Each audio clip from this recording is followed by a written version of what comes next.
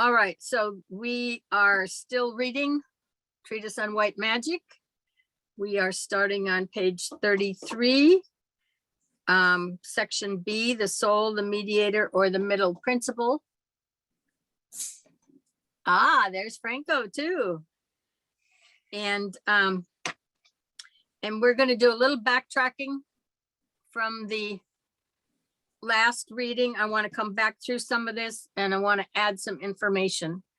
And because obviously the soul is something that should be within our sights that we're looking towards getting to, interacting with. So if we could better understand what it is, it might help. So, Daddy, look who's on. Okay, so the soul, and I'm starting in the middle page of 33. There are two angles or points of view from which the nature of the soul must be grasped. One is the aspect of the soul in relationship to the fourth kingdom in nature, the human kingdom, and the other that of the subhuman kingdoms in nature, which must be reflected remembered are reflections of the three higher kingdoms. And so when we talk about the subhuman kingdoms, they're reflections of the three higher. And the chart, anybody and everybody got their chart on page 117? You know, that Donnie sent?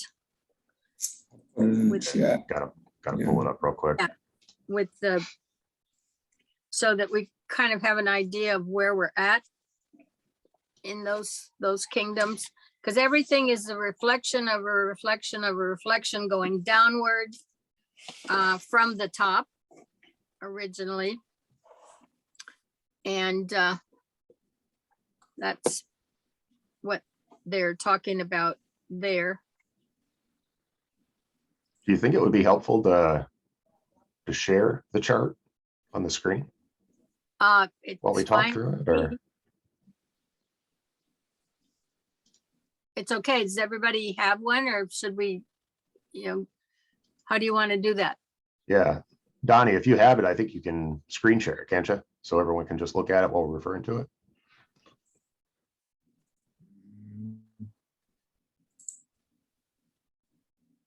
Hold on a second. No. No.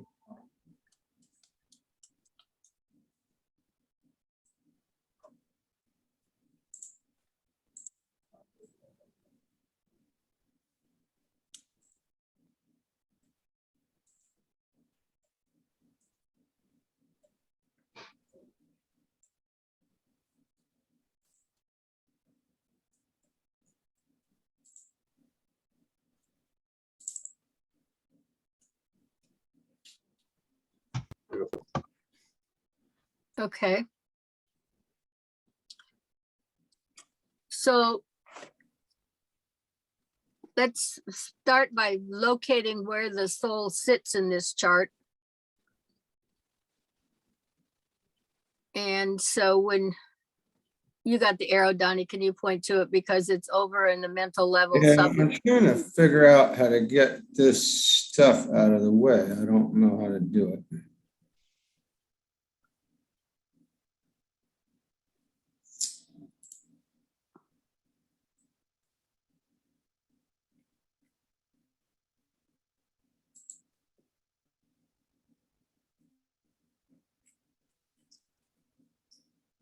How do I keep this? Is the question. Well, should we just work with that for a while as the visual? There you go. Okay, but you got is that good now? Pardon? Can you see the whole picture now? I can. Anybody else can? There it is. Yeah. All right. So take your little arrow and go up to where the soul is, which actually says ego, and it's the little triangle.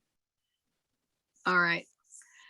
So if we look at this chart, and he names it on the bottom, the Constitution of Man. These are all your components in the abstract. It's on the mental level, and it's on level number 3 of 7 levels. And we see the little drop down, straight arrow down.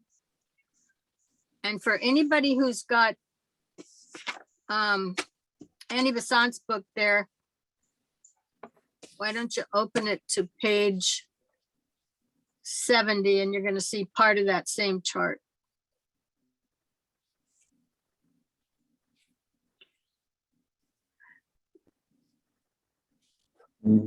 They're not all the same, apparently. Oh, maybe not. And this is a book too. This isn't online. Yeah, I've got the book, but it's I have not. a page book, 70. but there's no charts in it. Oh, page 56. No, page 70. Don't you have the web of life is what I'm looking for. Oh, Yeah, that's- it's in my 56. All right. I'm looking to see if you can find it in the index. It's my 56 as well. All right. Yeah, so Because mine is it's a Scholar's Select reprint of an old book, so I think you probably have the original.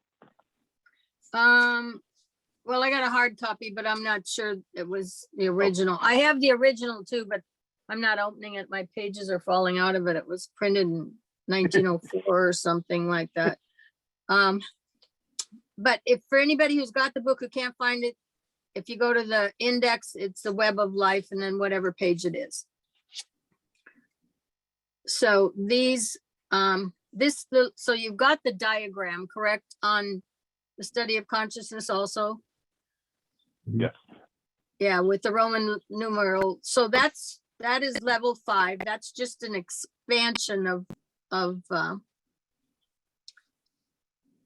things. We've got the larger triangle on the top, and then we've got level 7, 6, 5, and then it's the spiritual triad. It's coming down from the Buddhic plane.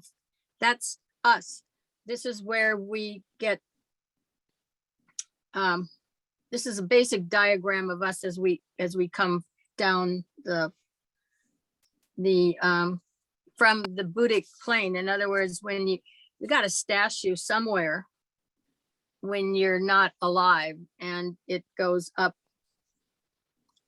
and then on an incarnation. So in fact, let me read a little bit of this, and then I'm coming back to this soul, because I'm just trying to, and there's some interesting ideas in this one also. It's been said the connection with the spiritual triad is through Buddhic matter. Spiritual triad is that larger triangle that's in the middle of the big page, if we're looking at the screen, or it's the triangle, which she's got just a portion of this chart. And this is indicated in the diagram by the dotted line, which connects the atoms coming down from the line in the Buddhic plane, not from the monastic, which is the mental plane, which is plane number 5. It is a Buddhic matter that is spun. And this is something that I just want you guys to be able to visualize. Is spun the marvelous web of life, which supports and vivifies all of our bodies. If the bodies be looked at in the Buddhic vision, they'll all disappear, and in their place is seen a shimmering golden web of inconceivable fineness and delicate beauty, a tracery of all their parts in a network with minute meshes. This is formed of Buddhic matter, and within these meshes, the coarser atoms are built together. Closer inspection shows that the whole network is formed of a single thread, which is a prolongation of the Sutratma, and the Sutratma is the one that comes down and builds the form for us in each incarnation. And these are Eastern terms, but we do have to adjust to some of them because we don't probably even have that ideology in the West yet. During the antenatal life of the babe, this thread grows out from the permanent physical atom, and that permanent physical and branches out in every direction, the growth continuing until the physical body is full grown during physical life, following all its branches and meshes, and at death it is withdrawn, leaving the particles of the body to scatter.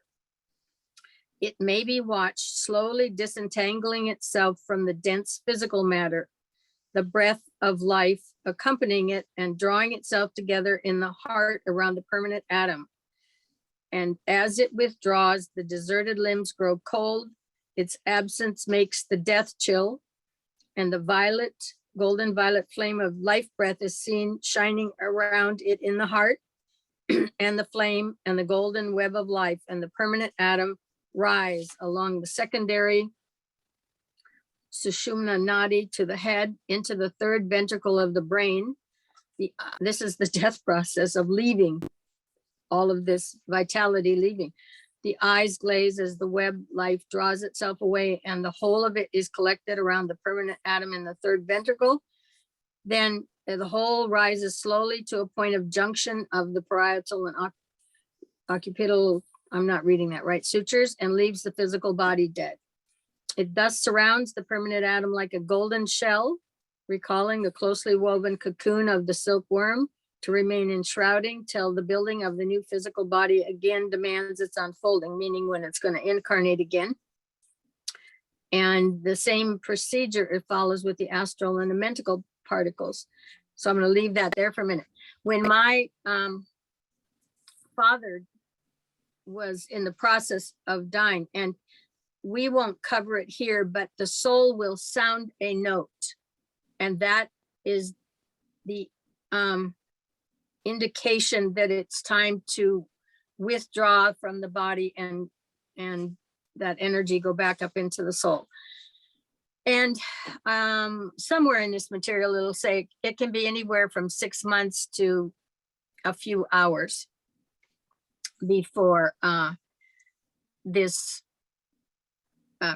actual leaving occurs. So my father was in the hospital, and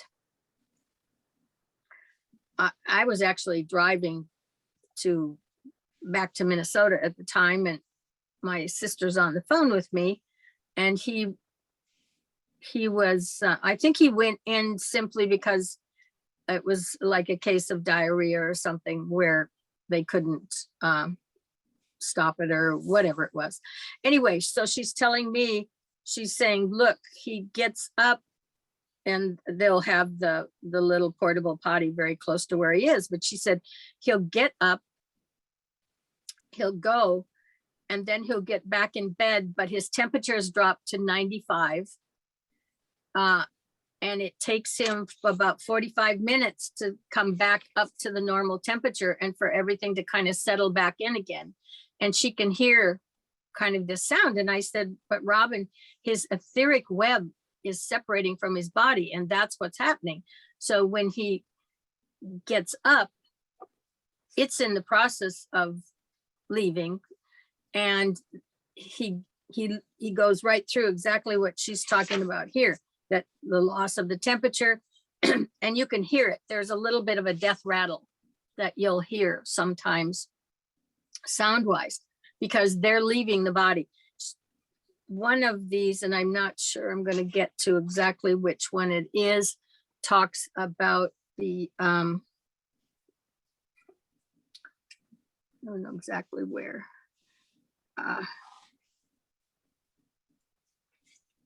But anyway, so that's the process of how, when the child is in the womb, it's this same, and it's a golden thread. When you build the anakarana, it's white, but this one is golden. And so it's all one thread. The whole web and pattern of what your physical structure is built on is on this one web. And and he talks about, or else it's DK, one of the two, that you leave out of the head. And so I made a remark. I haven't seen that many people die where I'm actually there when when they leave in the hospital bed. They haven't been moved yet by anybody or adjusted. But the ones I've seen, they've gone out the head. I mean, it's the greatest, oh, what would you call it? Facelift you could ever seen. There's not a wrinkle left in the face. All of that is gone, and their body is just, you can just see how they left. I don't know if any of the others of you seen someone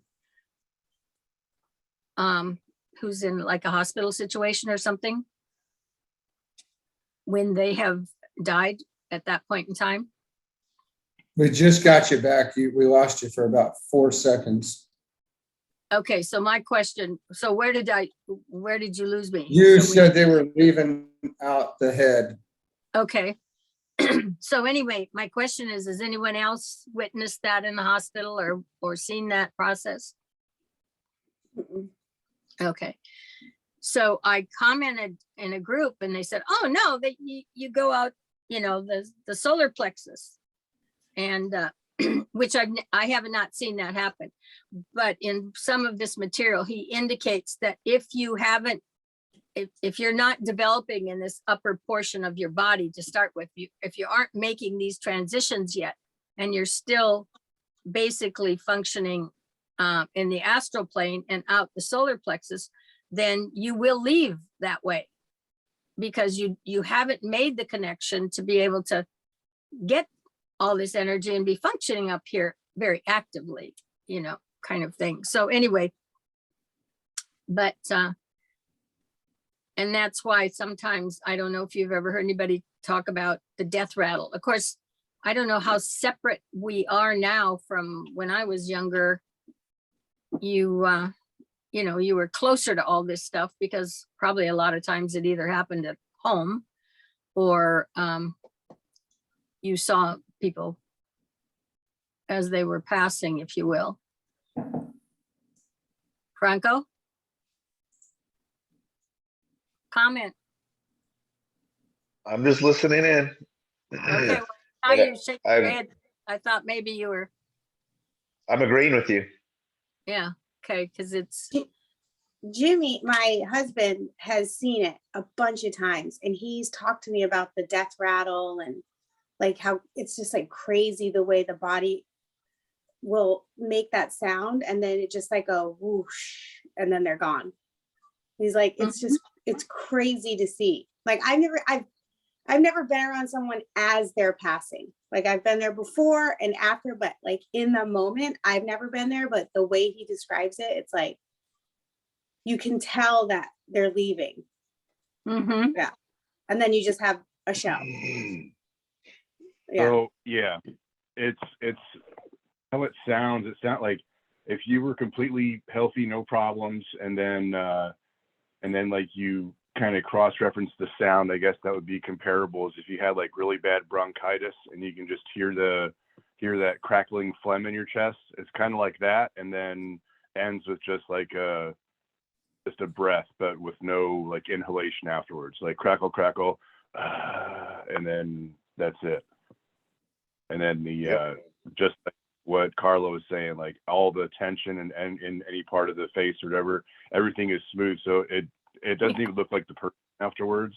It looks like just, you know, like a freaking Madame Tussauds wax figure, you know? Yeah, the animation is gone. Yeah. But for me, the first time I read this about that all being one thread, you know, built. And in a sense, the indicativeness of that is the evolution also, because originally there would have been a lot less thread. And as we refine, as we develop, as all of our capacities develop, so on and so forth, then you're going to have that thread become far more complicated and involved. So, because all of this is ultimately going to follow science, the material in these books, so on and so forth. It's, you're not going to exclude a whole lot of anything in this material when you come to understand it. I'm not trying to be weird, but this is gonna sound weird. The nipples make sense now. The what? Nipple, the nipple makes sense now. It makes sense how it would be drawn, like one, it would have to be continuous. It has to be. Otherwise, it needs to be there. That's what I'm saying. The nipple? Okay. Yeah, Yeah. it has to be there. It's because of the way we're built. Yeah. Yeah. Oh, you Yeah. mean for like you? Because I know why I Yeah. have nipple. Yeah, no, I mean, it has to be here for us too. Based on this, what we're talking about. Yeah. Yeah, that's weird, I know, but my mind went, I was like, I had a question about that a long time ago, and now it makes sense. Sorry. I feel like there's nothing weird. Like, it's not weird. To me, it's like, Okay, well, we're not talking about anything. We are the weirdos, dude.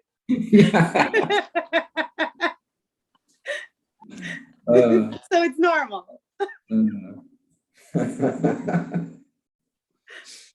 Man. It's okay that I have 3 heads because I'm with all my friends that have 3 heads. Nipple on, my brother. Yeah. Okay. On a separate note, I'll throw this out there. I saw DK mention that the eyeball and the nerve that runs to the eyeball is a correlation or an analogy to the anacorona somewhere. Building the anacorona. Oh, the building of it? Yeah, that was really cool. Yeah, except you have to build that anachrona. As long as we're looking at that chart for a minute.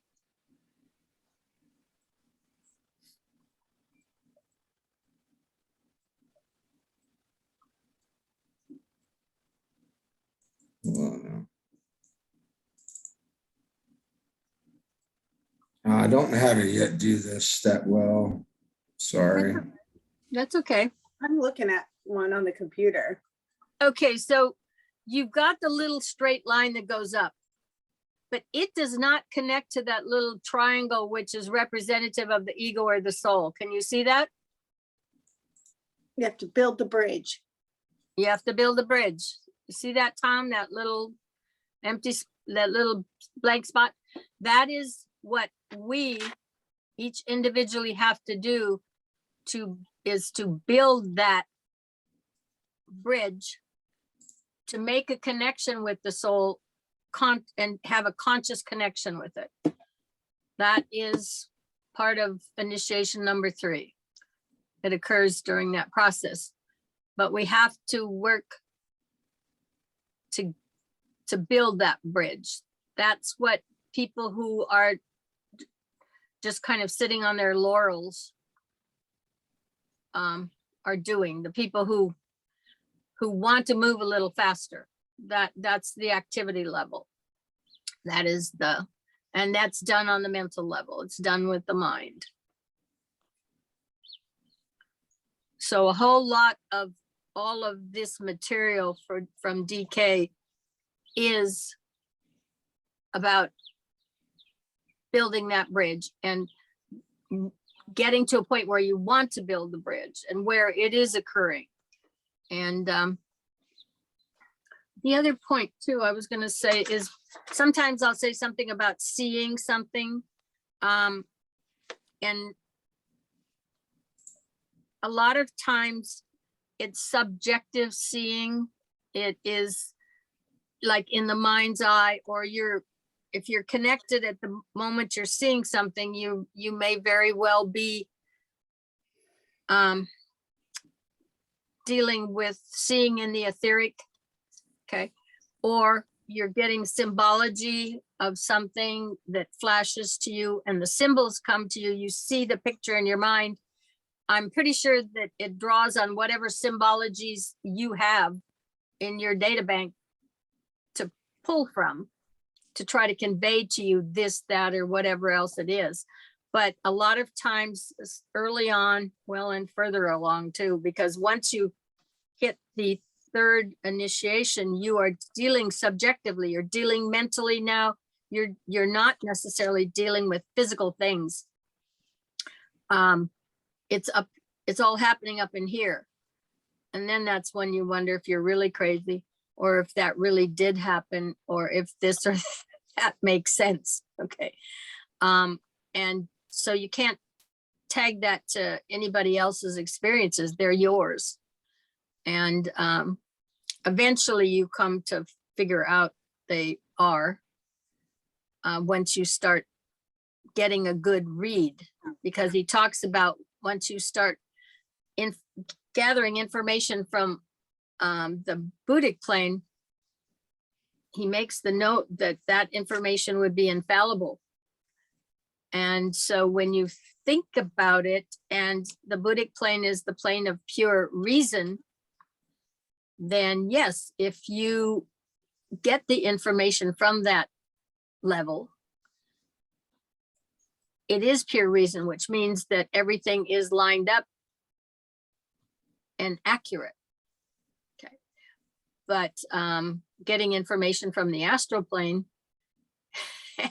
and expecting that information to be infallible is, I mean, it's like, you can't count on any of that in that regard. So yeah, everybody, yeah, has their own symbols. I expect that there are images drawn from their own data bank. I don't know, am I kind of conveying what I want to point out there? By symbols, what do you mean by symbols? Symbols can be more than just a picture, right? Or yeah, whatever images get projected in your mind to convey whatever you're actually well, it shouldn't be a deducing, I guess. It's just whatever you're experiencing, because, you know, as he indicates, once you get past a certain point here, you yeah, you just can't, you don't have anything tangible to attach it to, because you're not dealing with the physical anymore. You're dealing with the subjective levels, the mental levels. Sometimes things are trying to be conveyed to your mental realm, and it can't even really effectively pick it up. It's not attuned to it, but it's got to convey some information to you somehow. So it may throw out a set of. Could it be more than a symbol, more like a sign then too, or is that, you know? Yeah, no, it can be a sign too. All I'm saying is that there's a point at which, this is a really bad analogy, but if you're walking down the road and you stumble, you can look down and you can pretty much guarantee there's a rock or something there that you stumbled over, because it's tangible. You're in the lower 3 dimensions and you're functioning there. When you start dealing in that mental realm and you're gathering information, and the whole goal of this is for your mental vehicle to become more fine-tuned and more refined, and he's got better words than that, but so that you can discern the quality and the information in that energy, that more refined energy, that's not like a rock. It's got to convey something to you. So it might send you a symbolic picture, and then you're going to deduce from it what you think it meant. And believe me, sometimes your deductions are not correct in terms of your interpretations, where actually a lot of this information in the Bailey books gives you a clue at that point when you start reading through it. Donnie, you've read enough of it to know there's this, that, and everything else is there. But he talks about the different levels of experience and some of what you might experience at that point. So Does that answer it, Bull?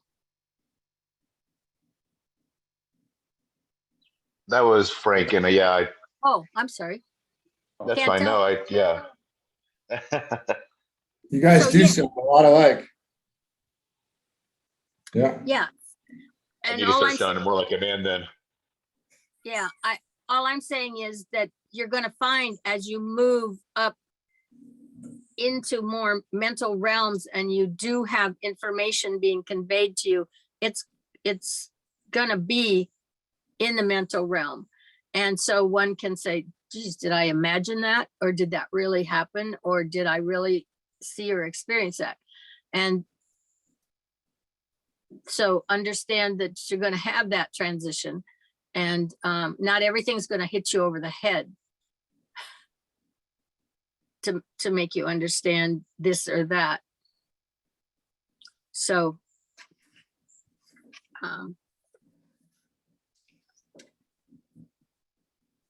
so I'm going to leave Besant for the moment.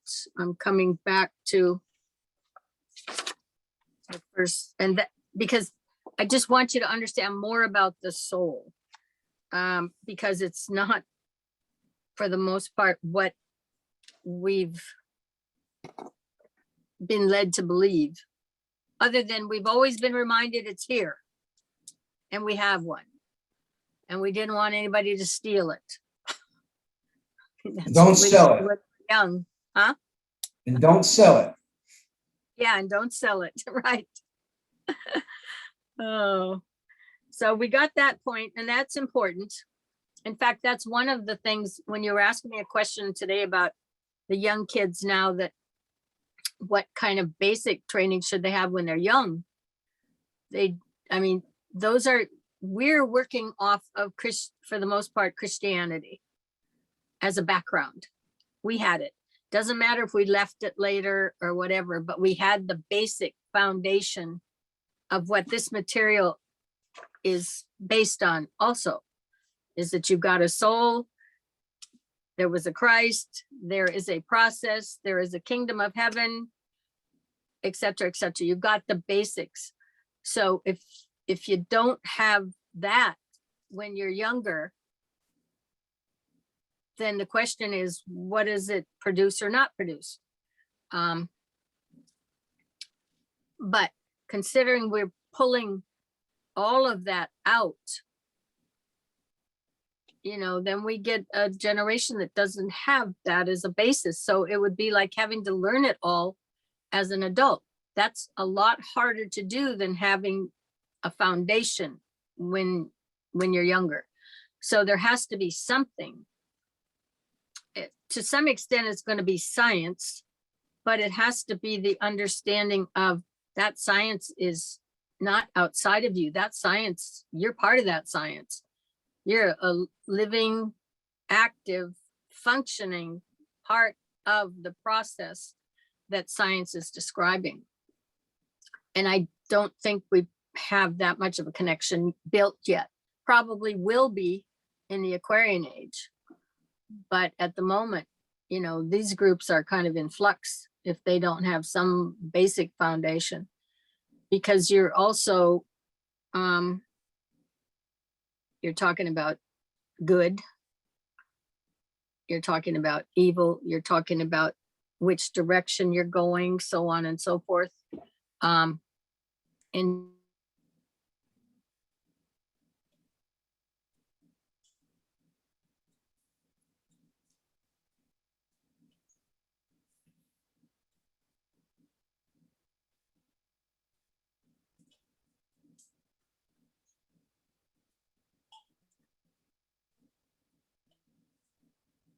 either if there isn't some, and when I'm talking about the drug generations, I look at some of the generations where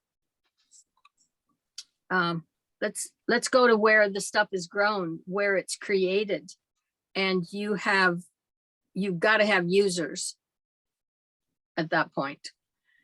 And then you've got children that are coming from that system, which does not necessarily have a religious background either.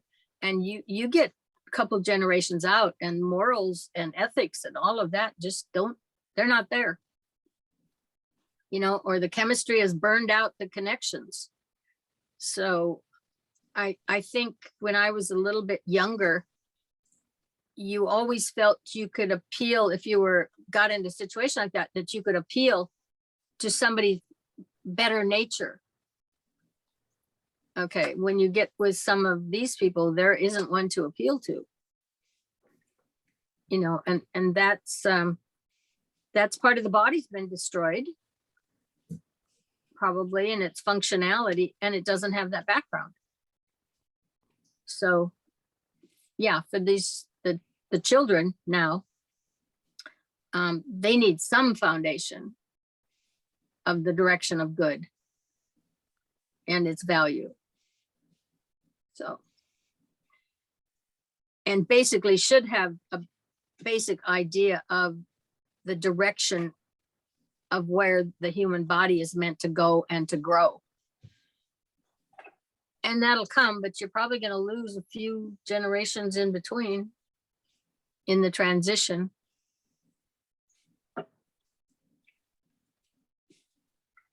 So anyway, I'm going back to the white magic. I'm still on 33, the soul, the mediator, the middle principle, because we're going to be dealing with consciousness here at the same time. There are two angles or points of view from which the nature of the soul must be grasped. One is the aspect of the soul in relationship to the fourth kingdom in nature, the human kingdom. And the other is that of the subhuman kingdoms in nature, which it must be remembered are reflections of the three higher kingdoms. It should be borne in mind that the soul of matter, the anima mundi, is the sentient factor in substance itself.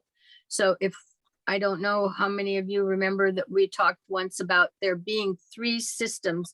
There's the first system, we're in the second, and there will be a third. So you've got the triplicity. He has race structure, and the first system dealt with intelligent activity. So when he's talking about the sentient factor in substance itself, he's indicating that was the first system. It created the sentiency in substance. That was its product. So that we, and so he describes that it is the responsiveness of matter throughout the universe, and that innate faculty in all forms, from the atom of the physicist to the solar system of the astronomer, which produces the undeniable intelligent activity which all demonstrate.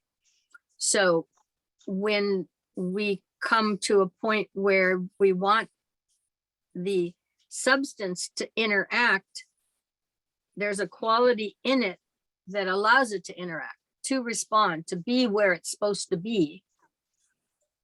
And now I'm looking at that conceptually from the viewpoint of, so you've got this little golden thing that creates all of this, blah, blah, blah, blah.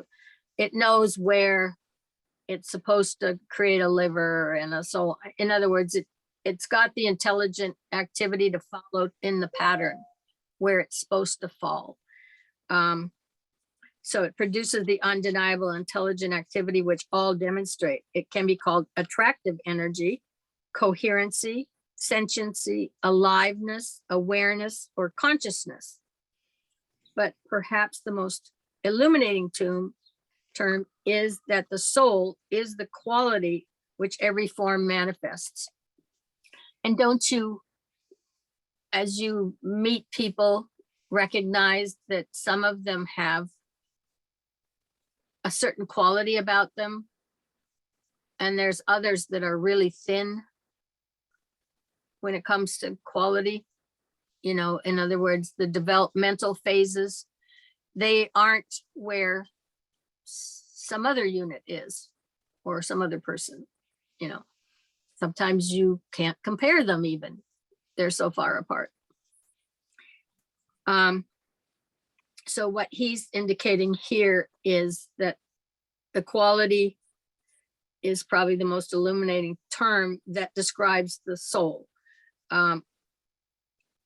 And that's why when people ask me as an astrologer about twins, and well, aren't they going to be identical? And I said, well, this is a description, the astrology chart's a description of the personality that's going to be used in this incarnation. It doesn't describe the soul. So you can have an old soul and a young soul in a set of twins. And they're going to use that personality differently because of the quality and the content of their history. It is that subtle thing which distinguishes one element from another, one mineral from another. It is the intangible, essential nature of the form, which in the vegetable kingdom determines whether it's a rose or a cauliflower, an elm or a watercress shall come into being. It is a type of energy which distinguishes the varying species of the animal kingdom and makes one man different from another in his appearance, his nature, and his character. The scientist has tabulated, investigated, and analyzed the forms. Yeah, we've got books and volumes on the forms and identifying them, and plant kingdom and mineral kingdom, et cetera, et cetera. Names have been selected and given to the elements and the minerals, the forms of vegetable life, the varying species of animals, the structure of the forms, and the history of their evolutionary process has been studied, and deductions and conclusions have been reached. But the solution of the problem of life itself still eludes the wisest, and until the understanding of the web of life, which we just covered over here, or of the body of vitality which underlies every form and links every part of every form with every other part is recognized and known to be a fact in nature, the problem will remain unsolved.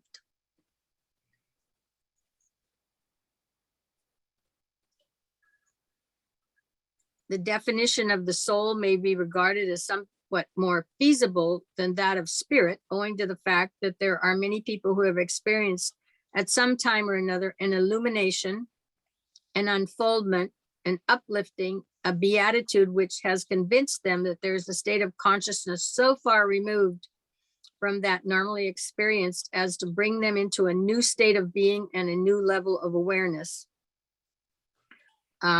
Sometimes it's just an epiphany, or like with cosmic consciousness, a few of those have written their stories in the back of there, and it brings them into that new state of being.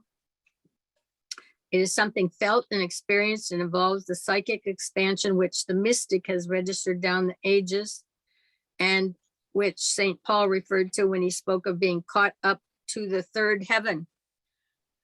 Well, was that the third initiation? Could have been.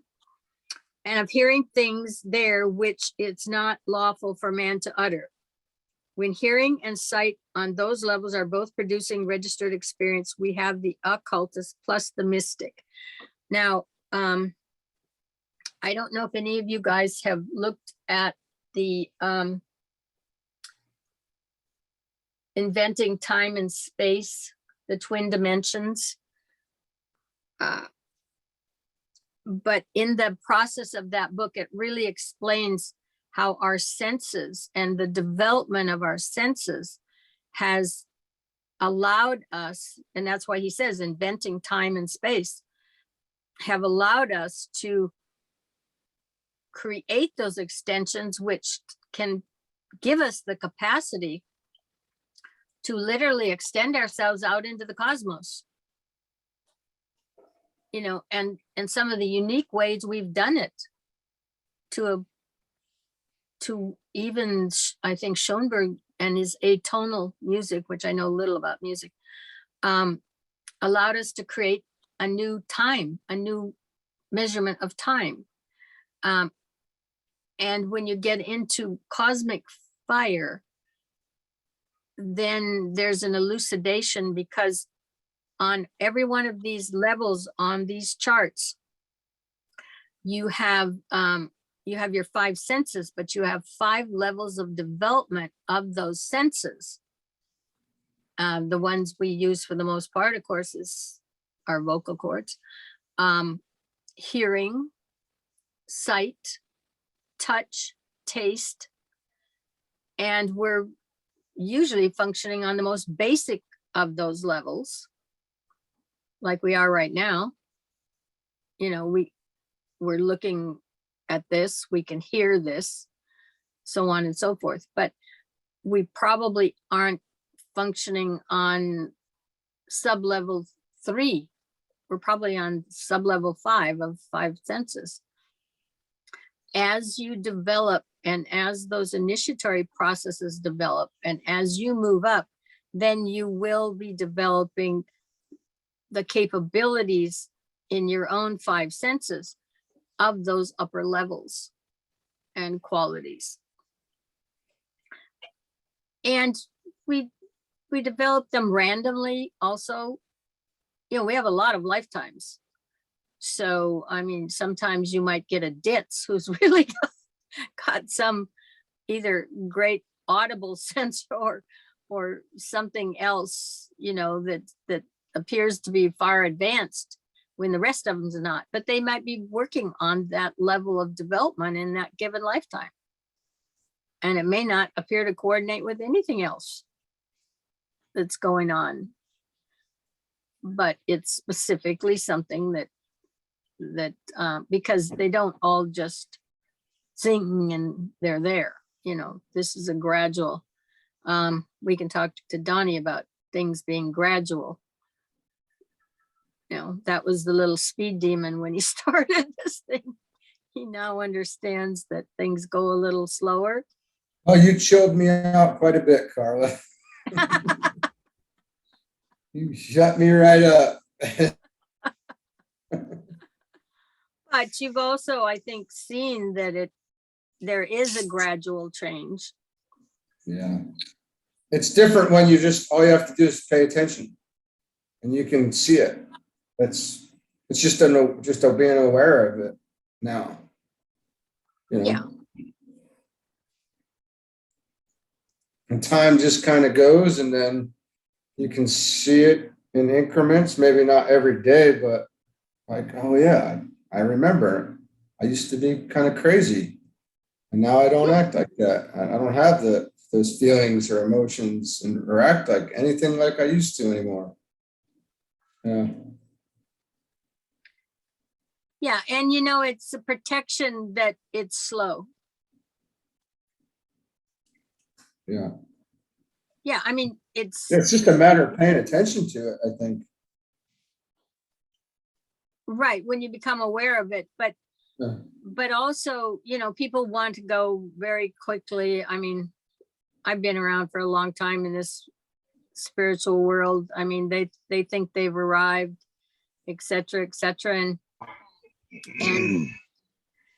you know, some of the people have put it very well. Other people who are really farther advanced, they said, you know, hey, if they were where they said they were, they would have blown up and exploded, because the level they think they're at would be like putting your finger in a light socket, or to you know, blow up the atom here and you know, it's gradual for protection. He mentions this many times, is you know, you can't move that fast. The human psyche can't move that fast. It generally, I mean, look at the average human. How far do they get from point A to point B in a given lifetime? You know, generally not that far. They keep working on whatever the issue is that the chart, you know, defines for them, et cetera, but you can't crush them. You know, you just can't throw a horrendous amount of stuff at them and expect them to do well with it. So it's generally a little of this and a little of that. And of course, you guys have probably had more than most in terms of being in the military and going through a lot of stuff that most people don't have to deal with. I think we probably crammed quite a bit in just in the first year of our military. And then after that, everything was icing on that cake. Yeah. Especially if you wanted to blow up things. It's a guy thing. No, no, it's not every guy thing, but It's I just mean, the guy thing. I can see your chart, so I mean, I know some people are more extreme than others. You just want to be legal about it. That's all. You just want to have the legal jurisdiction to be able to do it. You know, something I try to tell people is because I feel different too, Donnie, and I'm glad Carla brought that up because it's not just you. And people always say, "Oh, you know, blah blah blah about just these violent things," and I'm like, "Look, I know it's still there, but it's very suppressed now. There's no reason to let that cat out of the bag. It's not like it's gone for me. It's I just have no reason to dig into that. You know, it's I'd rather just pray or buy my way out of it or talk my way out of something and get involved in that's their fear, that's their injustice, that's their perception, that's their when I see somebody that's angry. If I'm angry, then I know automatically it's me. It's not them, it's me. It's the way I'm seeing things. Because I promise you, even with driving now in the car when people act crazy, I'm like, man, I was like, I used to carry that anger with me for like maybe an hour or two. I'm like, that person's already forgot about me. They're not even thinking about me, or they didn't even know I was there.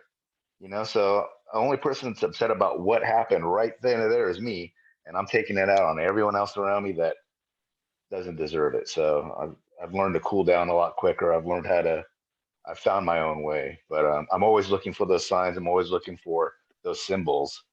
And then after that, it's just a matter of interpretation, my own interpretation. And if I need help, that's when I reach out to you or I go grab a book.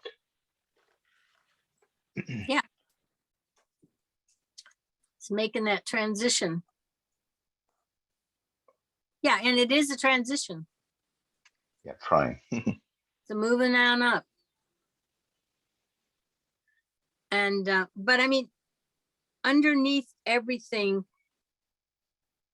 that whole process of that monad and that divine spark, which I kind of call chip off the old block, that each one of us has within us, because that comes all the way down that chart. If you talked about involution, then we are now working our way back up. But inside of every atom is a portion of that monadic essence. So that is powerful. We know that. You split the atom, you know, you have Japan as proof of dropping that atomic bomb, because it's in there. It's in there in every one of us. It is what pulls us up, because it wants to get back home to the top too. So, but it's got all of these layers of density that we talk about when we talk about being dense, okay, that it has to work off to get back up. But that's the pull. And that's why in certain places, they'll just say that evolution is guaranteed, because you can only hold it down so long. You could only make a captive of a population or the humanity on this planet or whatever for so long. And then the energy, the drive would concentrate to a certain point where it's going to break out. Okay. It cannot be turned around and said, okay, now you're all going back down here. Okay.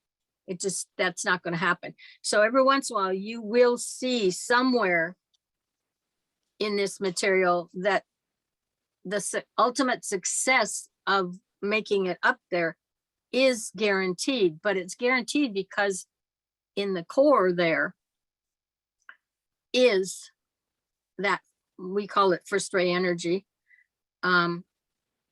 which is closest to reflecting the monad.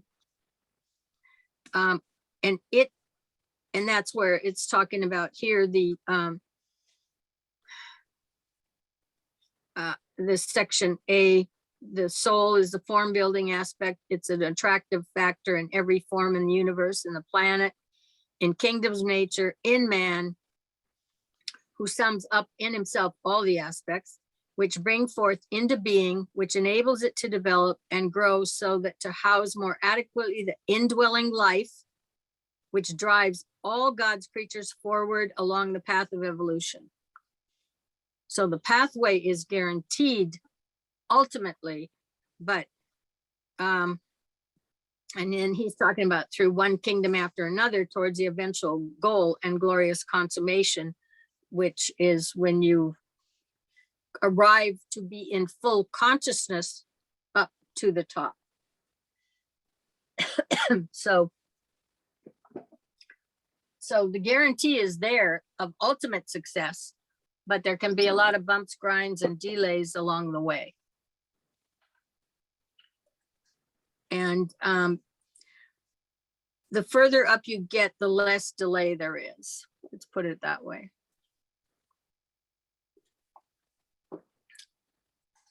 He indicates at this point in time, the most difficult journey is through the astral plane, through level number 6, because humanity is so active in it, and it has no separations. All 7 levels are just one big streaming pool. They where when you get to the mental plane, you got the lower mental, which is 4 through 7. Then you've got the soul on level number 3. You've got the physical permanent atom on level number 1. So that's broken up. But the astral plane it's like a mosh pit. Okay. I don't know if you guys. Yeah, get tossed to and fro. Yeah, I mean, I saw that on CSI, so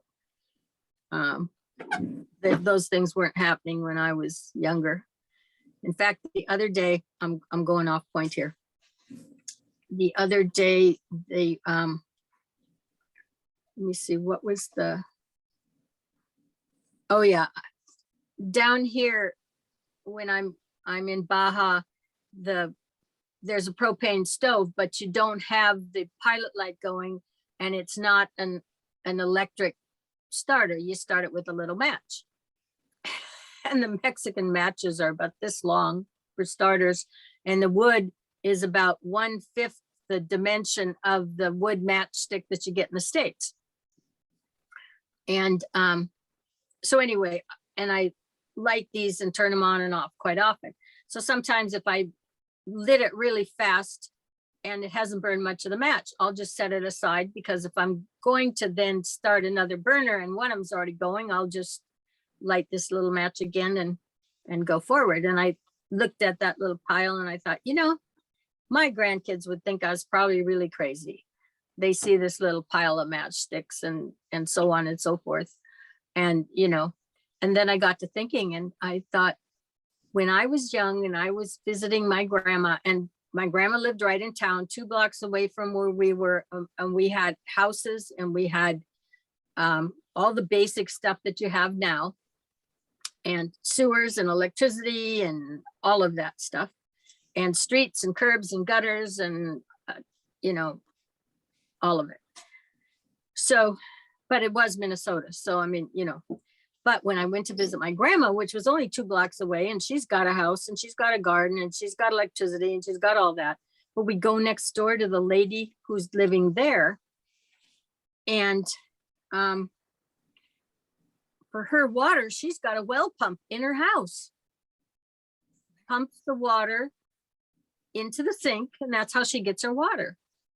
And we got sewers in that area, but and then she's got her wood burning stove right next to that with her so she cooks on and so on and so forth, and talks about how when must have been her son was born and was born premature, they put him in a shoebox and stuck him kind of near the wood burning stove, slide a little bit under to keep him warm. And I thought, what a stretch between what I remember with my grandma and what my kids would remember my grandkids with me in terms of the change and the quality of the lifestyle. You know, that, and I'm still living and they're living. So the consciousness is carried across the board, if you will, of how fast we've kind of moved. But yeah, no, she was, and that was just normal. And I mean, you didn't see any source of a well. So, I mean, I don't know where it was, down underneath the house somewhere. That the house had been built around it. So anyway, that was off point here with all of this. Well, I'm just gonna throw something in there for Frank and Bull and Tom. We've been in valleys and mountains in the Afghanistan where they'd never even seen a helicopter, not even in pictures, probably some of them. And we look like aliens coming in, but to see the simplicity of their life, and to simplicity almost to the like point of like cave people simplicity. Their water's coming out of the side of the mountain into a bucket or something, you know, that they've handcrafted a lot of, like, very wild to see that part of life. And we, you know, that was really pretty intense. And another one, just Jacques Cousteau, and this would have been in South America. There's a big lake. Is there a lake Titicaca in South America somewhere? Mhm. Okay, so they're going down to dive for searching for something that's in that lake. And so they come in with all their dive equipment, whatever their vehicle is, and they probably came in by air to get to the location. They're going in, they're diving, they get dressed like, you know, all their dive equipment, which still was like medium quality. It's not the diving bell, but it's also not probably the super stuff they have today. And they go in and they dive in this lake and looking for whatever they're looking for. And they come out and, you know, and then probably change back into their clothes and off on a helicopter.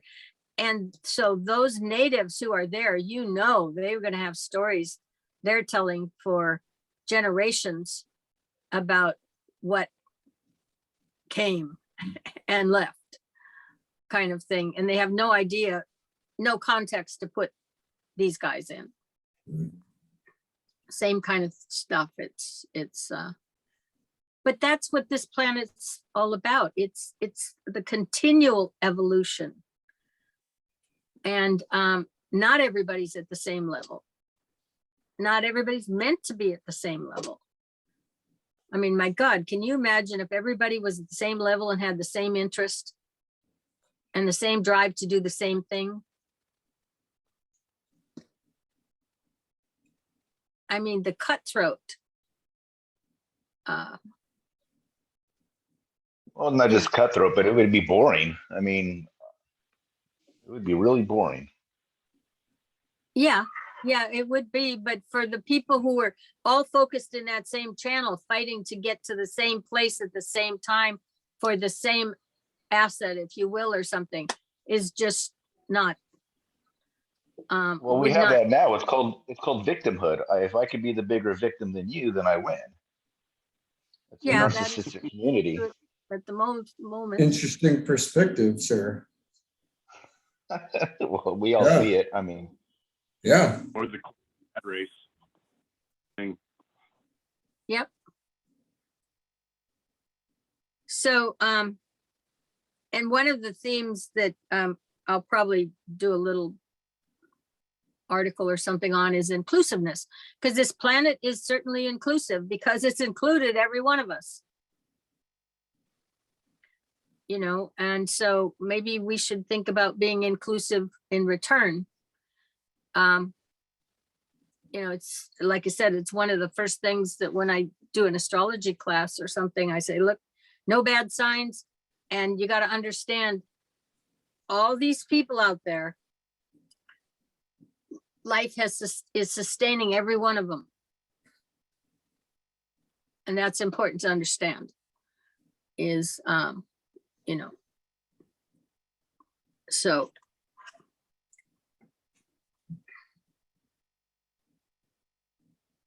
So number B is the soul is the force of evolution itself.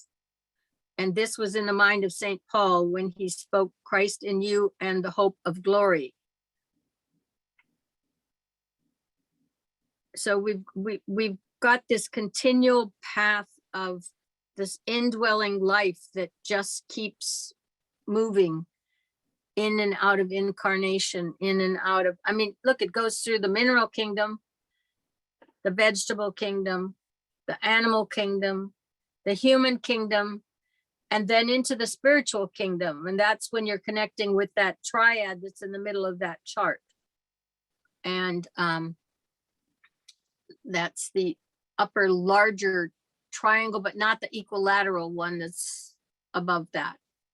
It's so number 3, this soul manifests differently in the various kingdoms of nature, but its function is ever the same. Whether we're dealing with an atom of substance and its power to preserve its identity and form and carry forward its activity along its own lines, or whether we deal with a form in one of the 3 kingdoms of nature held coherently together, demonstrating characteristics, pursuing its own instinctual life, and working as a whole towards something higher and better. Therefore, the soul is that which gives distinctive characteristics and differing form manifestations. The soul plays upon matter, forcing it to assume certain shapes, to respond to certain vibrations, and to build those specific phenomenal forms which we recognize in the world of the physical plane as mineral, vegetable, animal, and human. And for the initiate, certain other forms as well. And now he's talking about when you get up into that triad that I was just talking about, you have energy, but it is formless energy. It doesn't create the forms that the lower ones do, but it's still building a body. It's building the Buddhic body. It's building the Atmic body, which are yours. Okay, but they're on the more fine and refined level from our viewpoint, because we're still dealing with a lot of gross matter. The qualities, the vibrations, the colors, the characteristics in all the kingdoms of nature are soul qualities, as are the latent powers in any form seeking expression and demonstrating potentiality. In their sum total at the close of this evolutionary period, they will reveal what is the nature of the divine life and of the world soul, that oversoul which is revealing the character of God. So we're now talking about in totality,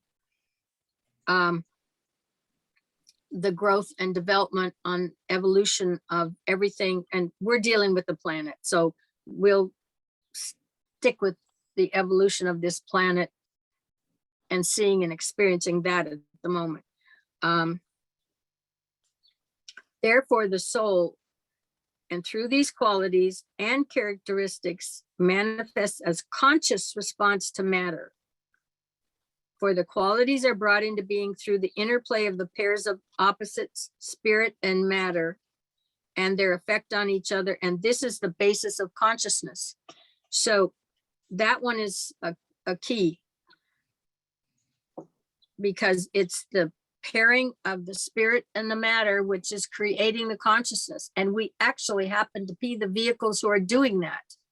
This body, and a lot of what I want to work with this material is to help people understand what they've got for a body and what it can do and what its parts are. We haven't had any of that development in our educational system yet, probably because there was a lack of awareness of it. But, and that's where the book Physics of Consciousness comes in, because he describes exactly that. It's got a lot of science in it to explain why, because this material works with the quantum. I mean, we can't, for example, say, yes, it exists, but we're going to exclude it in this evolutionary path. Nothing's going to get excluded in this evolutionary path by the time you get to the end, because our awareness of what is there above us as individuals, some on the forefront and later the group, discover more of the capacities and the qualities and the potentialities that are there. That's why for people to say, well, humans just aren't going to be able to keep up, so we're going to have to plug them in with all of this electronic equipment and chips and all of that because they'll never make it otherwise, is totally untrue. We just need to get focused on the real game here, so that because all those chips and stuff are going to do is pretty much make you just figure out the lower levels a little faster, maybe, but it doesn't have the qualities in it that spiritual triad has, that when you connect to it is eventually going to become part of you. Okay. Donnie, you can speak to that a little bit. I think you've experienced some different transitions. Maybe you just mentioned it a little earlier, but yeah, it's a slow process of change, but it incorporates that, and that becomes part of your conscious awareness and consequently your functionality.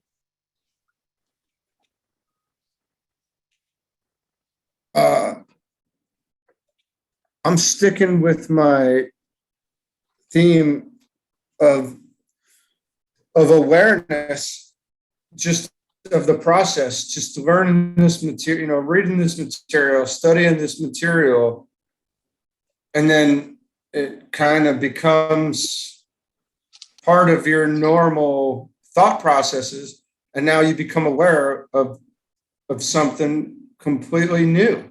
It's really, it's beautiful, The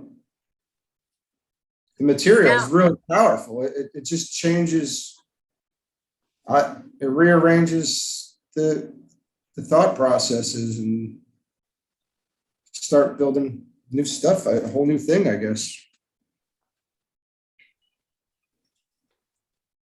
Yeah. Because every day we get new secrets, I guess you could say, just from going over this stuff. And after every conversation, we'll get the brunt of this conversation today will probably come tomorrow or the next day, where something that we talked about builds a new connection or synthesizes with something else. Well, it's happening in real time, partially, but it will continue after this too. Well, you know how they say it's like the ignorance of modern man is on purpose. It's by design. I mean, that's the whole purpose of people that go to school. We're all taught 1 + 1 is 2 at the same time. It's all by design, And now that we've taken a step back and the initiative is on us to go out there and make that change, starting with ourselves, and then kind of start putting it in our children and our friends or colleagues or people we run into daily. That's how I see it. It's my responsibility now to do my part, now that I know that it's all been by design. Mm-hmm.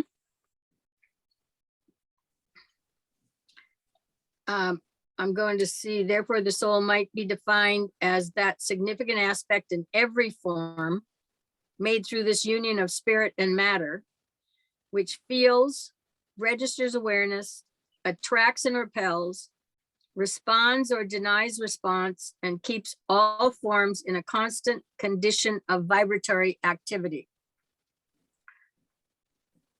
The soul is the perceiving entity produced through the union of Father, Spirit, and Mother Matter. It is that which in the vegetable world, for instance, produces, responds to the sun's rays and the unfolding of the bud. It is that in the animal kingdom which enables it to love its master, hunt its prey, and follow its instinctual life. And now we're attributing all this to the soul. It is that in man which makes him aware of his environment and his group, which enables him to live his life in the three worlds of his normal evolution as the onlooker, the perceiver, and the actor. This it is which enables him eventually to discover that this soul in him is dual, and that part of him responds to the animal soul, and part of him recognizes his divine soul. The majority, however, at this time will be found to be functioning fully as neither purely animal nor purely divine, but can be regarded as human souls. The soul of the universe is, for the sake of clarity, capable of differentiation, or rather, owing to the limitations of the form through which that soul has to function, is capable of recognition at differing rates of vibration and stages of development. The soul nature in the universe therefore manifests in certain great states of awareness, with many intermediate conditions, of which the major can be enumerated as follows. So this is, we're now getting to larger groups, I guess, the soul of the universe. Consciousness, or that state of awareness in matter itself, due to the fact that Mother Matter has been screwed by Father Spirit. I can never pronounce that name, so we'll just leave it at that. And thus life and matter have been brought together. This type of consciousness concerns the atom, the molecule, and the cell, which all forms are constructed. So this is consciousness, and it's really important to start catching what this is. Thus, the form of the solar system, of a planet, and all of that is found upon or within a planet is produced by consciousness. It is that union of spirit and matter, and as long as that is going and occurring, then you're constantly creating consciousness. There's talk, and I've never pursued it a lot because I really didn't care about all the chains and all of that. Then that's more Blavatsky stuff. But the moon chain, there was life on the moon, and then it was kicked off for whatever reason, or they were put on hiatus for a while too. I'm not sure which. Okay, they're third ray monads. Most of what we've got here. So they were the slow guys in the last system. Okay, I guess is what you'd say. They were the last ones in the class that were still in first grade. Something to that effect, if you will. And that's their words, not mine. So they're now incarnated in this system and figure they should be the leaders because they've got to be ahead of everybody else because they were the end all and the other one, whatever. So, but the comment was the reason there's no life on the moon is because there's no men on the moon anymore. There's no, in other words, there's no life form similar to us or what they were, because they were the ones creating the consciousness, which allows for the life to occur.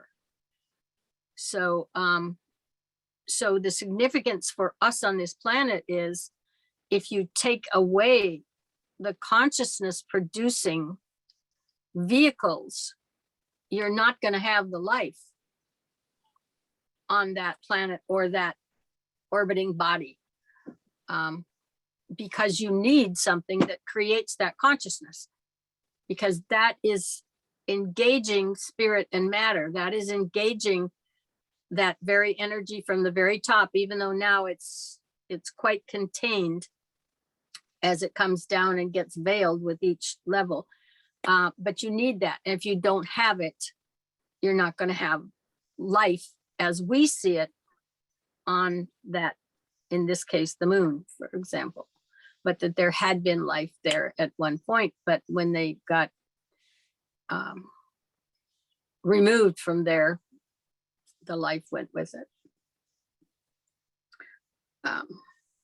Intelligent, sentient consciousness that evidences in the mineral and the vegetable kingdoms. It is that which is responsible for the quality, the shape, and the coloring of the vegetables and mineral forms and for their specific natures. In animal consciousness, the awareness of the soul response of all forms in the animal kingdom, producing their distinctions, species, and nature. And when you get to the mineral kingdom, and you get to that chart of elements, those elements, they all know where they want to go. They all pair up. I mean, that's chemistry is about that. It's figuring that out. Who's going where? So there's a basic rudimentary intelligence at that level. Now, human consciousness or self-consciousness, towards which the development of the life, form, and awareness in the three other kingdoms is gradually tended. This term concerns the individual consciousness of man, and in the early stages is more animal than divine, owing to the dominance of the animal body with its instincts and tendencies. And HPB defines man accurately as an animal plus a god.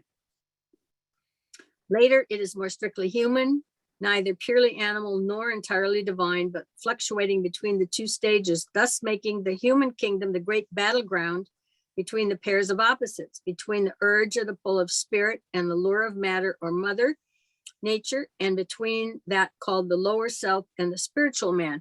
And that is probably a battle we are dealing with right now. In terms of, there's a lot of talk on this planet these days that we are in a spiritual war, and that it's good and evil. Well, what that would be basically describing is, which direction are you going here? Are you sticking with the animal nature and going back towards that, or are you going to proceed forward up into making the spiritual connections on the mental plane that are, for the most part, accessible to people if they pursue it now? And probably could have been more clearly defined in the last 2,000 years, the pathway, but it wasn't. So now we're here, and we have choices. But that, I think, is the pairs of opposites, and you're either going back to the instincts and the tendencies of the animal nature, or you're going to move forward and enhance our awareness with some of what's considered spiritual nature. Now, group consciousness, which is the consciousness of the great sum totals, is arrived at by man through the development, first of all, of his individual consciousness, the sum total of the lives of his animal, emotional, and mental natures, plus the spark of divinity dwelling within the form which they make. Then comes group awareness, awareness of his group as specified for him in that group of disciples working under some one master who represents to him the hierarchy. The hierarchy might be defined as the sum total of those sons of men who are no longer centered in the individualized self-consciousness, but who have entered into the wider realization, that of the planetary group life. Those would be the ones who would be consciously functioning up on levels 2, 3, 4, and 5, upper 5, and that of the planetary group life. And there are stages in this realization mounting all the way from that tiny group recognition of the probationary disciples up to the complete group awareness of the life in whom all forms have their being, their consciousness of the planetary logos, that spirit before the throne, who manifests through the form of a planet as man manifests through his form in the human kingdom. So, so the soul, therefore, must be regarded as the unified sentiency and the relative awareness of that which lies back of the form of a planet and of a solar system. These latter are the sum total of all forms, organic or inorganic, as the materialist differentiates them. The soul, through constituting one great total, is however limited in its expression by the nature and the quality of the form in which it is found. And there are consequently forms which are highly responsive to and expressive of the soul, and others which, owing to their density and the quality of the atoms of which they are composed, are incapable of recognizing the higher aspects of the soul or of expressing more than its lower vibration, tone, or color. The infinitely small is recognized, the infinitely vast is assumed, but it remains as yet a concept until such time as the consciousness of man is inclusive as well as exclusive. This concept will be understood when the second aspect is contacted and men understand the nature of the soul. It must also be remembered that just as the basic triplicity of manifestation works out symbolically in man as his quota of energy, his physical energy, in other words, the basic triplicity of manifestation works out symbolically as his quota of energy, his nervous system, the body mass, so the soul can be known as a triplicity, the higher correspondence of the lower. There is, first of all, what might be called the spiritual will, that quota of the universal will which any one soul can express and which is adequate for the purpose of enabling the spiritual man to cooperate in the plan and the purpose of the great life in which he has his being. There's also the second soul quality, which is spiritual love, the quality of group consciousness, of inclusiveness, of mediatorship, of attraction, or of unification. But when we deal with inclusiveness here, this I would expect is a natural inclusiveness. It's not a forced one, but it's just a natural understanding. And as you move further up that chart, your awareness, and as you build those subtler bodies, they have less density to them. Those films that are covering them are less.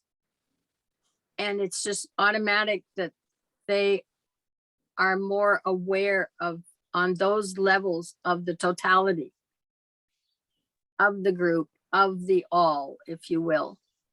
The further down you, I mean, a carrot isn't necessarily aware even of other carrots, much less us. So, and the opposite happens when you start building up on those spiritual triadal levels, because there's very little blockage from you being aware across the board on that level, all the energy that's there. So, and your innateness is not to reject or to separate on those levels, where when you get down to rocks and carrots and, you know, and then move into the animal kingdom and our lower kingdoms, we're still separate. We're still, our force fields are not, you know, and to some extent we're meant to be that way at that stage. And I say that from, it's just like you don't cross, look at the variations of animals. And they don't cross species and multiply. You know, they've got their distinctive categories, and you know, you don't see dogs and cats trying to intermix and have what would be a combination of the two of them. You know, it's not going to happen. But later, there's just no separation. The higher up you get, Annie Besant talks about that first film is so very thin and translucent that you're not blocked out from experiencing anything else on that plane. So then the soul has the spiritual love, the group consciousness, inclusiveness, mediatorship. This is the paramount soul characteristic, for only the soul has it as the dynamic factor. And the reason, I mean, well, I shouldn't say the reason, but we have to understand we're in the second solar system. We are creating consciousness. That's the whole goal of this system, is to the union of spirit and matter. And the product of it is the consciousness. And the product of that is the soul of things, because ultimately it's collective. By the time you get to the top, you got it all from everybody on a level of awareness that is transparent. We're not there yet, but the point is that's where it's going. You know, they want, I think each individual, I'm probably not going to quite say this right, but he talked about the ultimate goal is for each individual to be a fully conscious unit in the cellular structure of this planet, or however you want to put it, where we're fully conscious and translucent.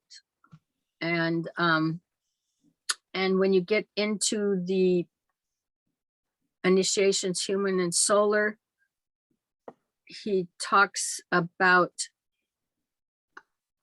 I think it's initiation 6 or something, which he says doesn't have, but he has information and documentation and comments for people who've associated or had those experiences, I think is what he indicates. And that the closest words they had was a realized state of being, a past tense, realized state of being comes with that. So, and being is of course the ultimate, it's up on the top. It's that monadic little chip of divine spark or whatever, where you fully consciously realized state of being is what I'm assuming that is talking about. We're a long way from that, but that is meant to be supposedly the goal for evolution and human to spiritual to that.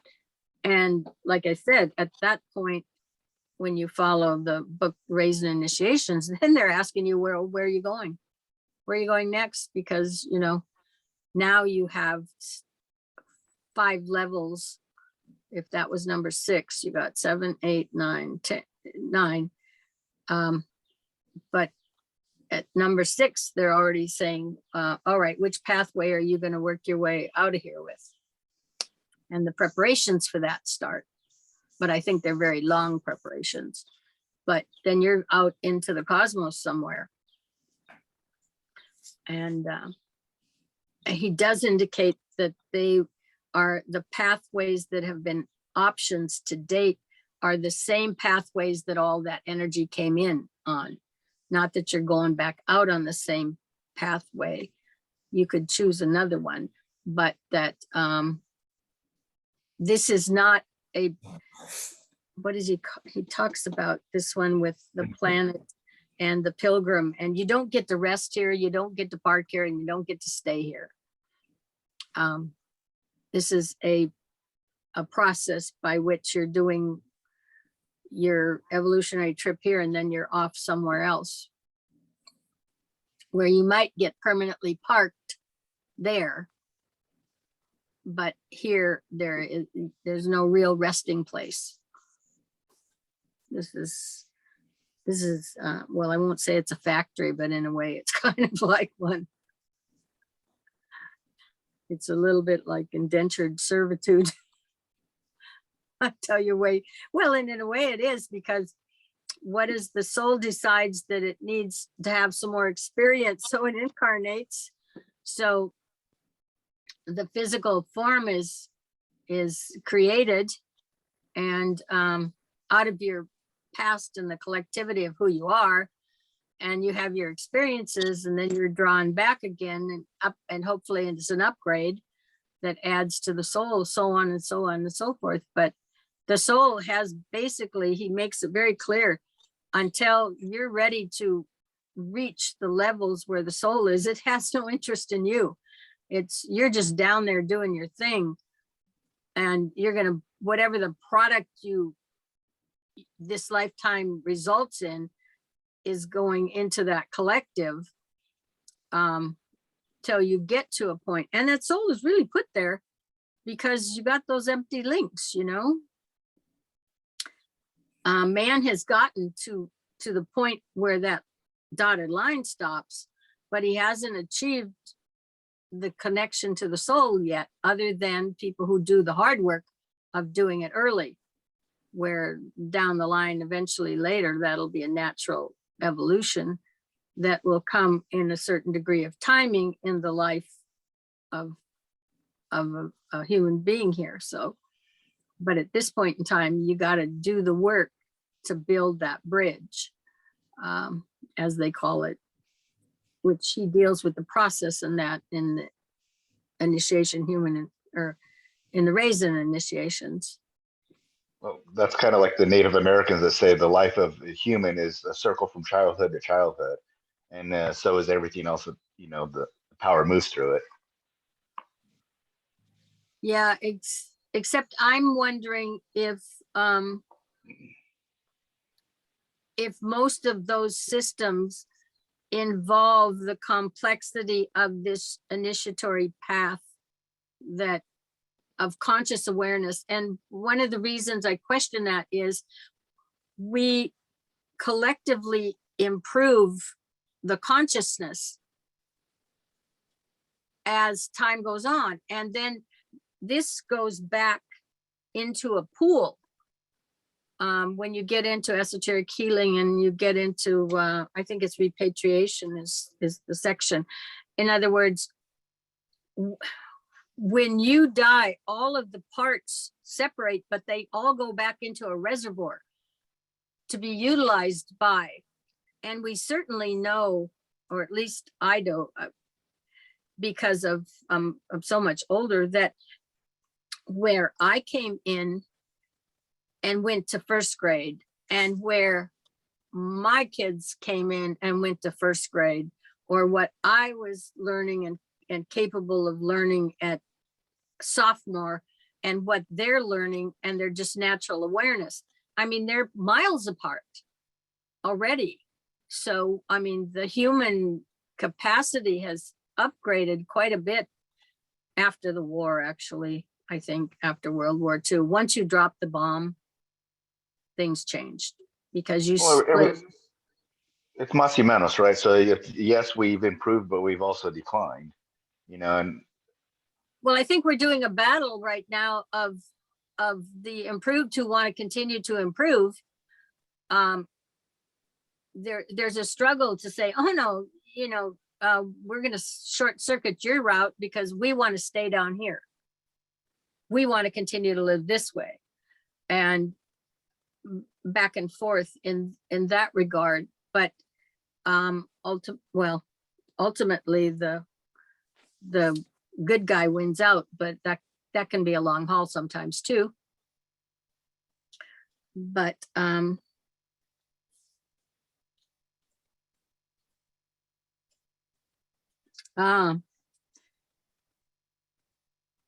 but there's something in Esoteric Healing that I want to, before I get into all of the aspects of this soul on page 41.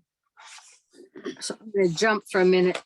In Esoteric Healing, which is basically what it pretty much sounds like, he has some laws, and the basic laws that deal with a lot of life here. And his first law is all disease is a result of inhibited soul life. And that is true of all forms in all kingdoms. The art of the healer consists in releasing the soul so that its life can flow through the aggregate of organisms which constitute any particular form. It's interesting to note that the attempt of the scientist to release the energy of the atom is of the same general nature as the work of the esotericist when he endeavors to release the energy of the soul. And that's part of what you're doing with this kind of study, for example. In this release, the nature of the true art of healing is hidden. Herein lies an occult hint. In the fourth place, we will consider the physical body, its diseases and ills, but only after we have studied that part of man which lies behind and surrounding the dense physical body. In that way, we shall work from the world of inner causes to the world of outer happenings. We shall see that all that concerns the health of man originates from the sum total of forces, feelings, desires, and occasional mental processes, which characterizes the three subtler bodies, determines the life and experience of the physical body. The effect upon the physical body of the condition of humanity as a whole. A human being is an integral part of humanity, an organism in a greater organism. Conditions existing in the whole will be reflected in the unit itself.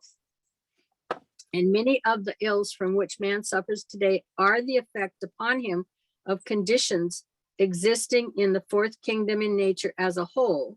And for these, he is not held responsible. And number three, the effect of his physical body of the planetary life, which is the expression of the life of the planetary logos, who is an evolving entity, and the implications of this are largely beyond our ken, but the effects are discernible. So, and now I'm jumping to another section here. 2 words I give you which embody the requirements of all true healers and towards which you must work.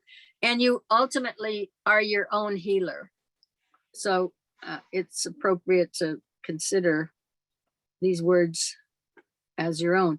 They are magnetism and radiation. A healer must be magnetic above everything else and attract to him the power of his own soul. This involves an alignment through individual meditation and so on and so forth. So the real health, and when he talks about, and that was just the introduction. The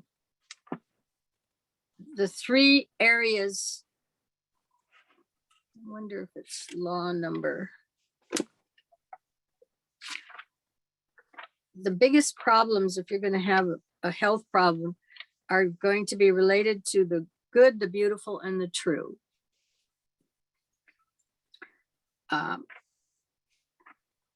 And I don't know where.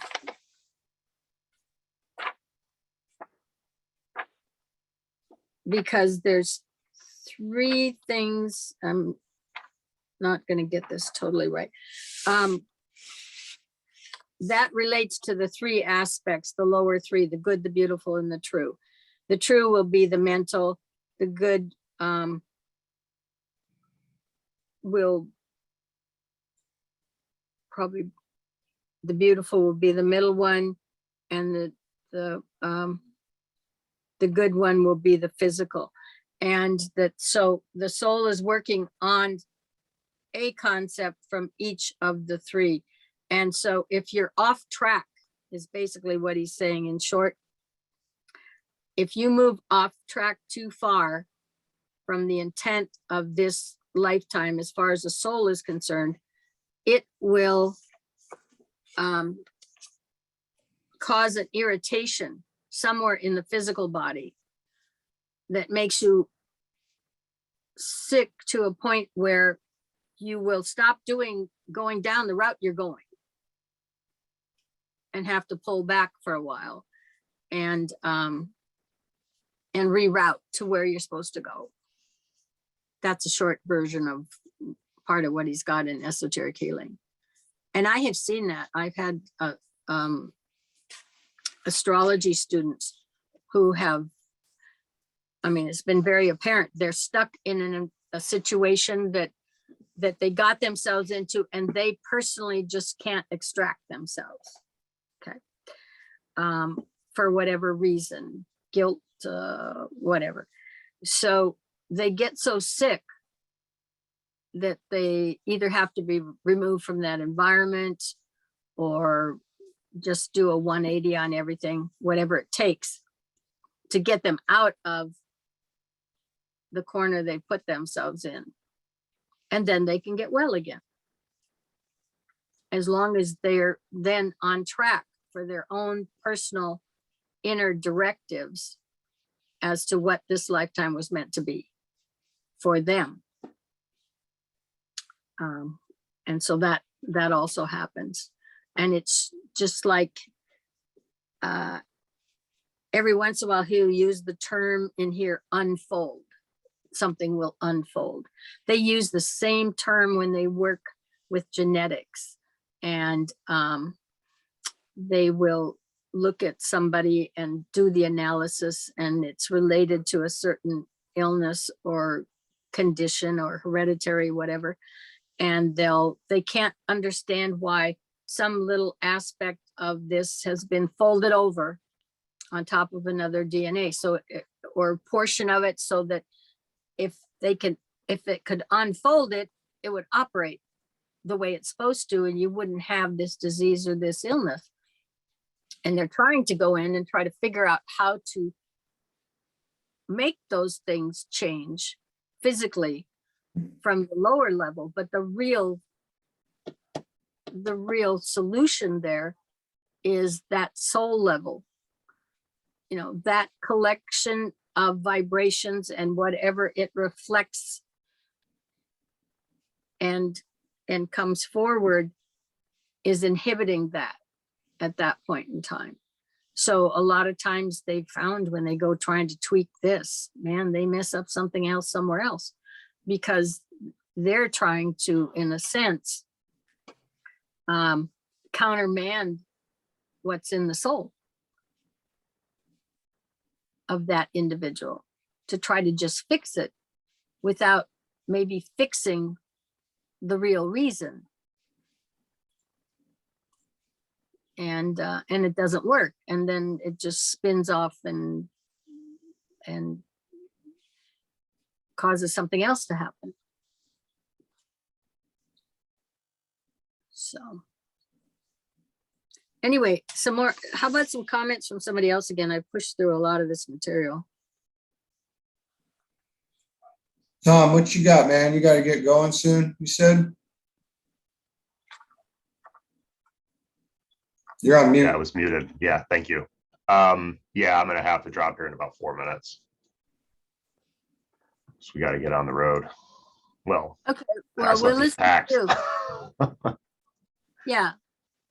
Comments before you leave.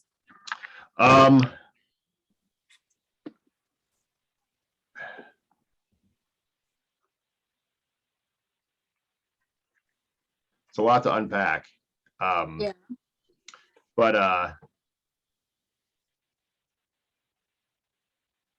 don't know. I think I want to dive into this group consciousness bit a little bit more.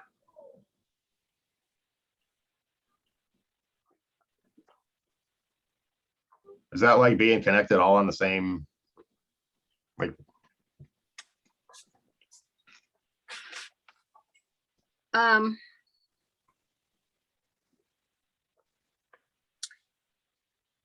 Well, it's the consciousness of great sum totals. Right. And so you're to move up into those realms, and really identify with it, you're going to be moving into the realm of spiritual man, and you're going to be connecting with that middle triad that's Okay. levels 4 and 5 is what that represents, because then you can become aware innately, because the sentiency, if you will, that you are developing and the connections of that energy that you have can now become aware more on a planetary level. Got it. Okay, so but now I'm not talking about picking up the garbage, okay, as you know, doing something planetary, right? We're talking about the inner developmental phases and stages and the awareness of the planet, some of the planetary awareness, but on larger groups. I mean, first of all, you're running around in a group. Your body is a group. You've got all these little units, livers, pancreas, they're all little units themselves, and they're all functioning in a group conscious way in you. So a lot of people don't realize that. But I mean, my God, the amount of cellular structure you have there that's all operating in one unit is certainly a group conscious. We're group conscious in an awareness and functionality in many, many different ways that we're not even considering at this point in time. But and we've got a big push right now for group consciousness, but a lot of it is, again, enforced. It's not natural. It's, we're going to make you do this. We're going to make you do that. You know, we're going to legislate this or legislate that. It's not organically given and interacted with. It's because it's too early. It's too early to take all of humanity at all the different levels they are and force them to all think alike. It's not what was meant to be to start with. Right. So that's a little bit of this, but basically this is group consciousness. You automatically become part of as you move up in those levels of awareness and you move up that chart.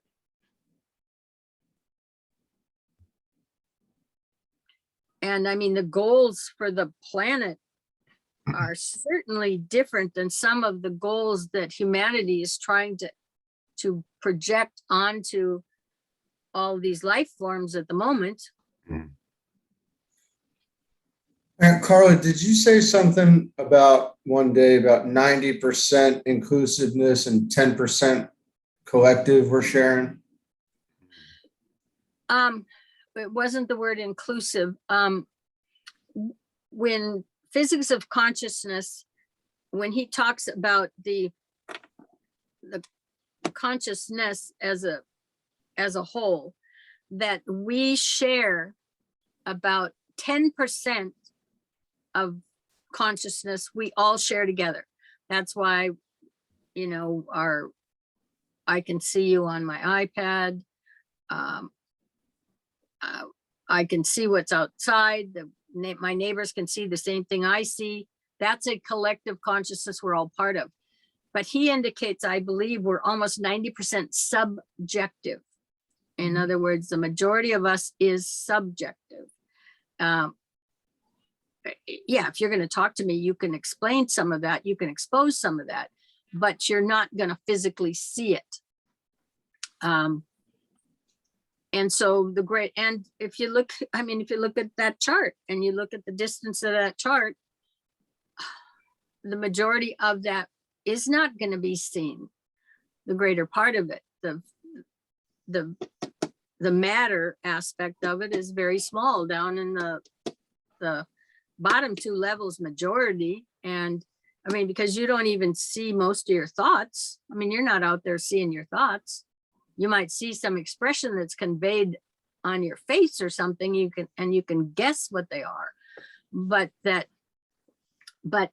so he did not imply it as inclusiveness Donnie, he just talked about it being subjective. In other words, the majority of us is not exposed to the general populace because we got a lot going on in our heads, and we can verbalize it, you know, or try to convey it. But just by nature, that was his percentage. So I kind of look at that like the materialists saying we use, you know, the scientists saying we only use X% of our brains. You know, it kind of, it seems like they're just going the wrong way, or didn't go this way, obviously, but yeah, it's interesting.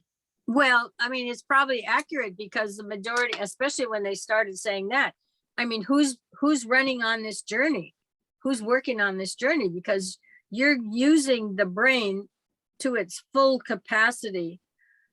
I think by the time you've hit the third, which is the first, considered the first real initiation, is, and he's indicating that, first of all, the brain itself cannot even record the majority of what happens once you hit that spiritual triad. A little bit of it, yes, but as it further develops, you're going to continue developing, but your brain is not going to be able to recognize that that's occurring and convey that to you because it has no reception centers for it. It has nothing has been developed that is going to convey that conscious awareness to you via the brain when you're running around down here in this physical body. But he indicates it's still happening. And on other levels you are, and that's part of the job, is to be able to then develop the ability to discern, not a good word, but discern what that energy has for information, what is in there, and you develop the sensory apparatus to do that as you're exposed and incorporate more of that quality of energy within you. And then maybe to some extent you can convey some of that to a point of awareness on these lower levels. But one of the things that somewhere in this material was always complained about was they don't have much feedback yet from humanity up to the level of Shambhala. And I think I can understand some of that, because even the choices, look at the efforts. You've read, Bull has the books, all of them, so he knows. You've got the discipleships in the New Age, and you've got all that, and how they tried to do group work.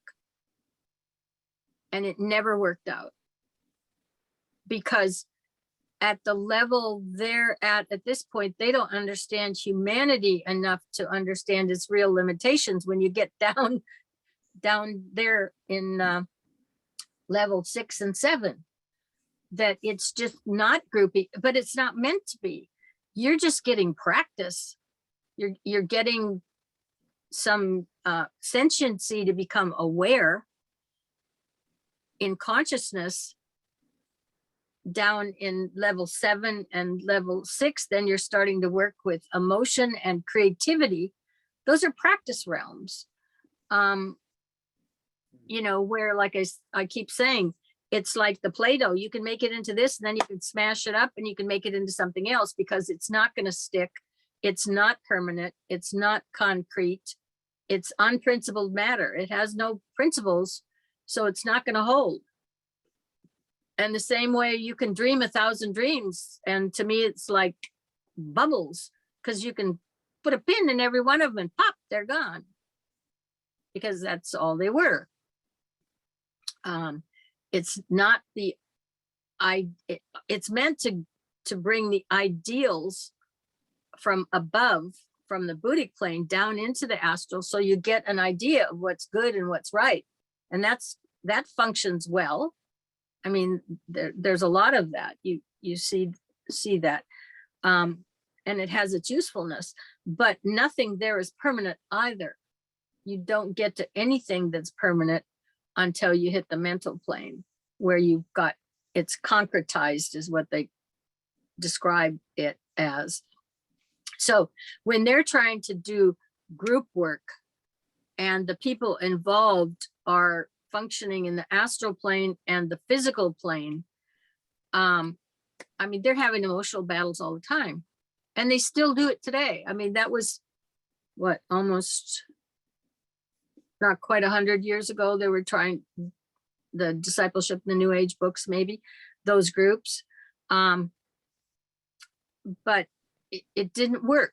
You cannot create that degree of uniformity, and they just don't. If you haven't been down here and lived here and really ground through all that with humanity in mass, you're not going to understand that those great ideals and ideology, which is wonderful, but you can't shove it down these people's throats. They're just there to keep experimenting,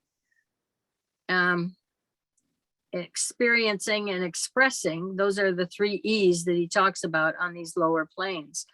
But you're really in kindergarten or preschool or something in these lower levels. So once you can get working on the mental plane, and then having an awareness that this is the route, because your brain is waiting for that, because the programming, the counter programming that's there with it is waiting to help you go forward. Believe me, once you get on this track and you get up to a certain point, you will have help. And those initiations come with fully packaged with everything you're going to need to help you through that.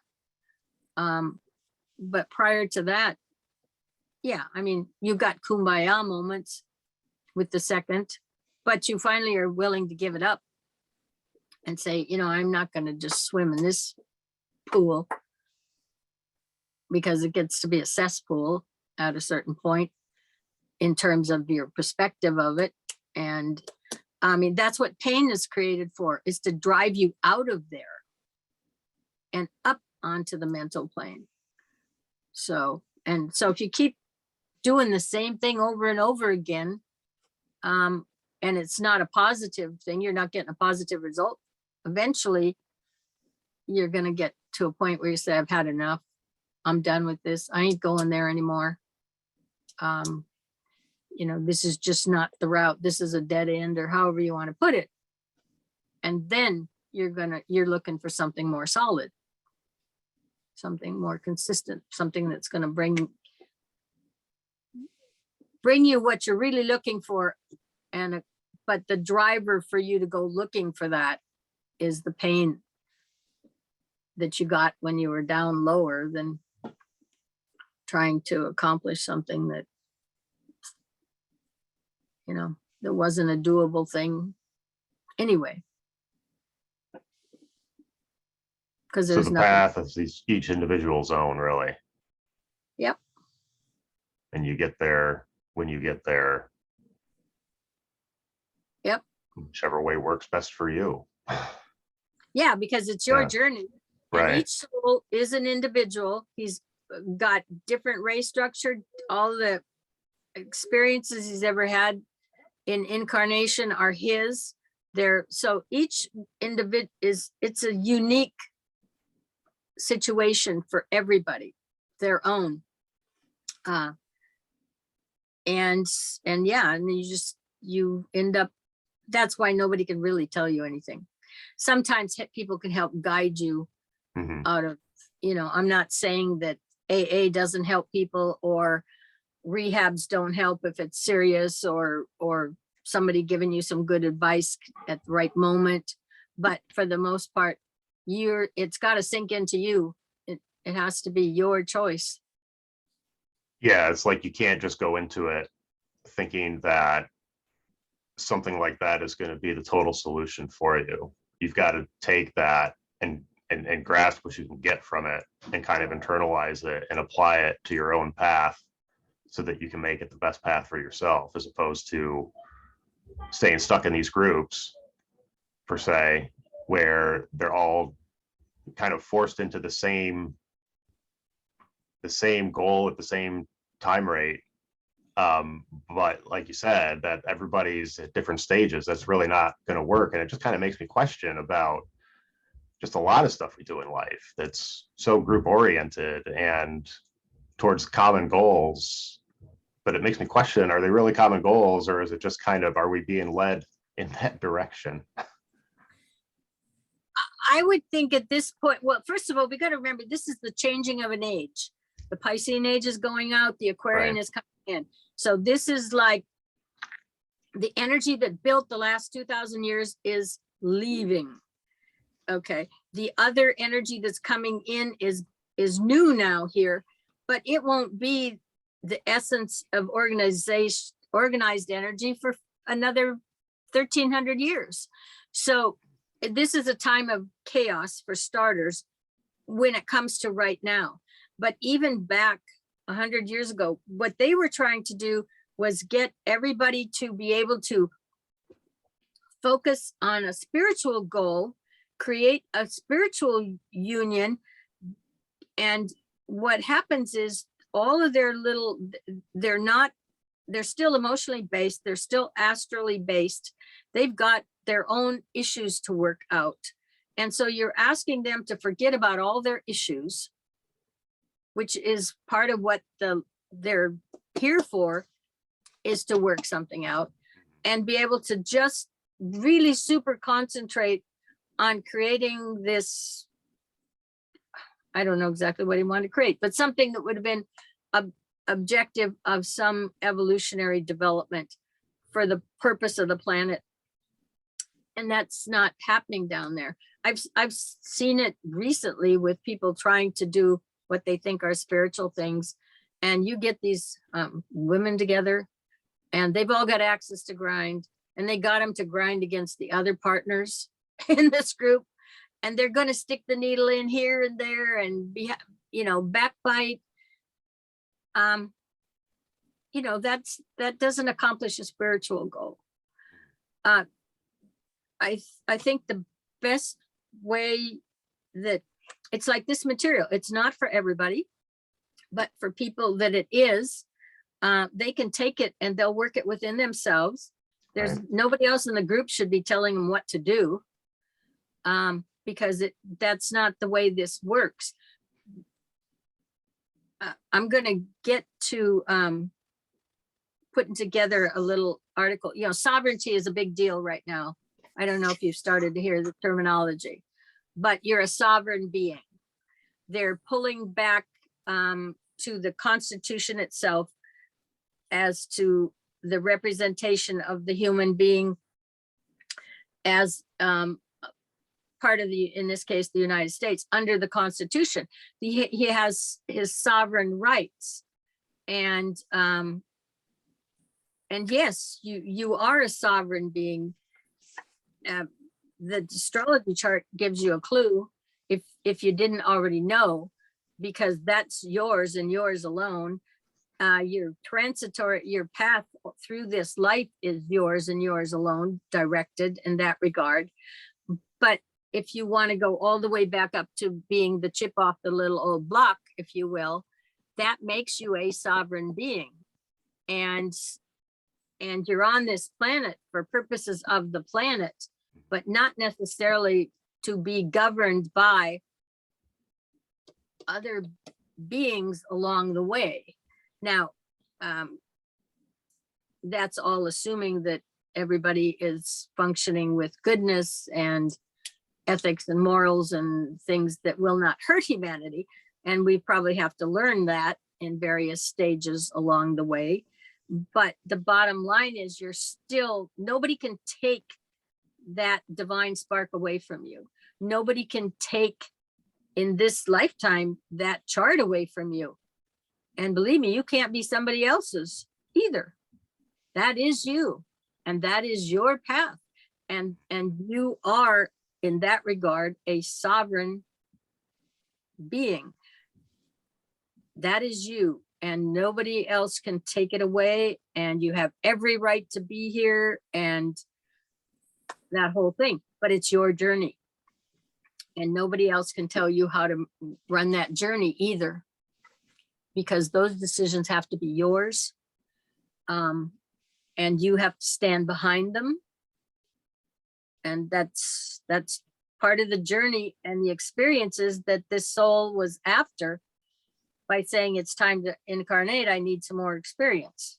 So whatever it is, and nobody else can discern that except you and that little voice that's inside of you that you Right. talk all the time. I have many conversations with that person. Yeah, back and forth. And you know, and sure, you go off the reservation. there's no doubt about that. That's part of the journey, is trying to figure out what the reservation is, you know, or what the trail, what the pathway. And ultimately, this is the pathway you'll end up on. Whether you end up on it because you're working at this point in time, of which this is a little advanced, and you've chosen to be, you know, to move at a little faster pace than other people, or as we can see from that little dotted line that's come up, that pathway's already been built by human consciousness to that point. Okay, so eventually human consciousness, and the guy in cosmic consciousness will say that eventually the experience that he sees that's coming at the age of 35, he said eventually it'll come at 3 that you'll have this level of consciousness. Yeah, and way down the line somewhere it will be. But at this point in time, it's coming to what, a few in many million, I think was the way he described it. Because, and some of them don't even know how it happened to them, and others have pursued. So it's your choices. And, you know, if you go down the wrong path, you back up and try again. And I mean, it might take a lot of tries before you get exactly where you want. Depends how stubborn you are. I am a You know. Taurus. Yeah, right. And they used to call them hard-headed. That was another, you know, another terminology, and you know, but you learn. I remember, I think I was probably 8 or 9, and I was visiting relatives, and they had a farm and they had trees, and I like climbing trees. And but I'm not very aware of my surroundings, really. And so I climbed this tree, and I like to hang by my legs. You know, you bend your legs over and you kind of swing. Well, the branch broke and I fell down, fell out of the tree.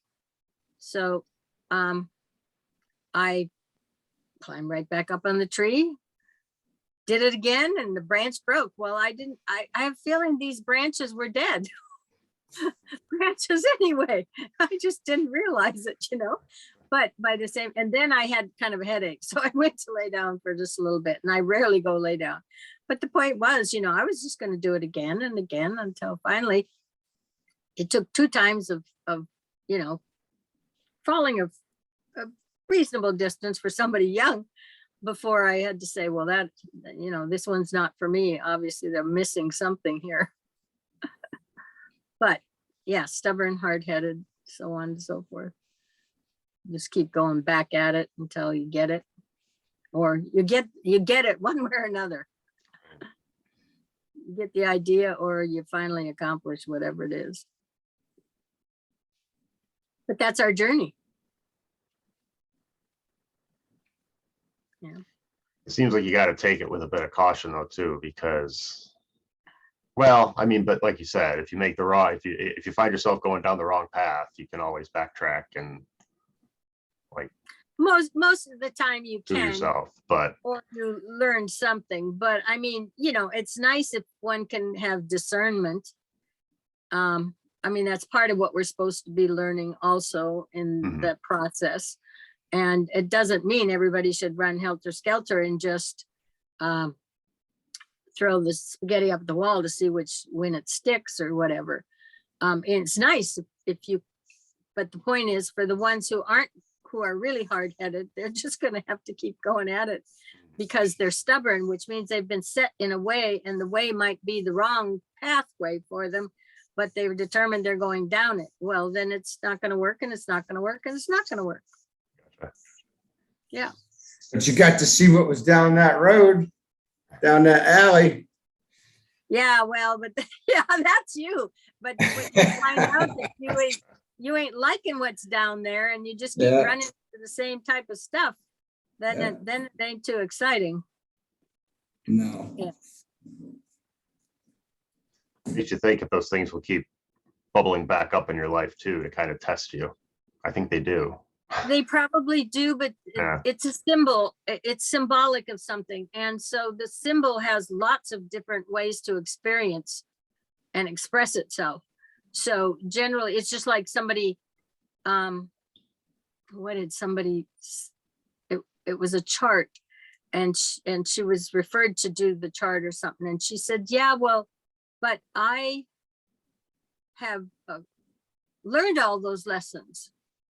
So what good would having my astrology chart read or looking at my transits? I've already accomplished all that. I went to some spiritual person or something, and I've worked through all that.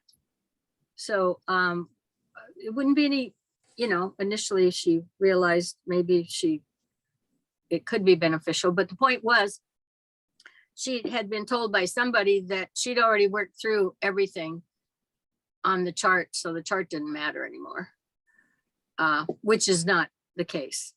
I think that chart governs and interacts in the physical world with the realms of matter, so on and so forth, as long as you're alive. And even Yogananda, when he was asked about working with transits or something, and I think the question had been, could he control it or something? He says, yes, but it was very hard. So the point is, even he felt the governance of this energy when he's in form.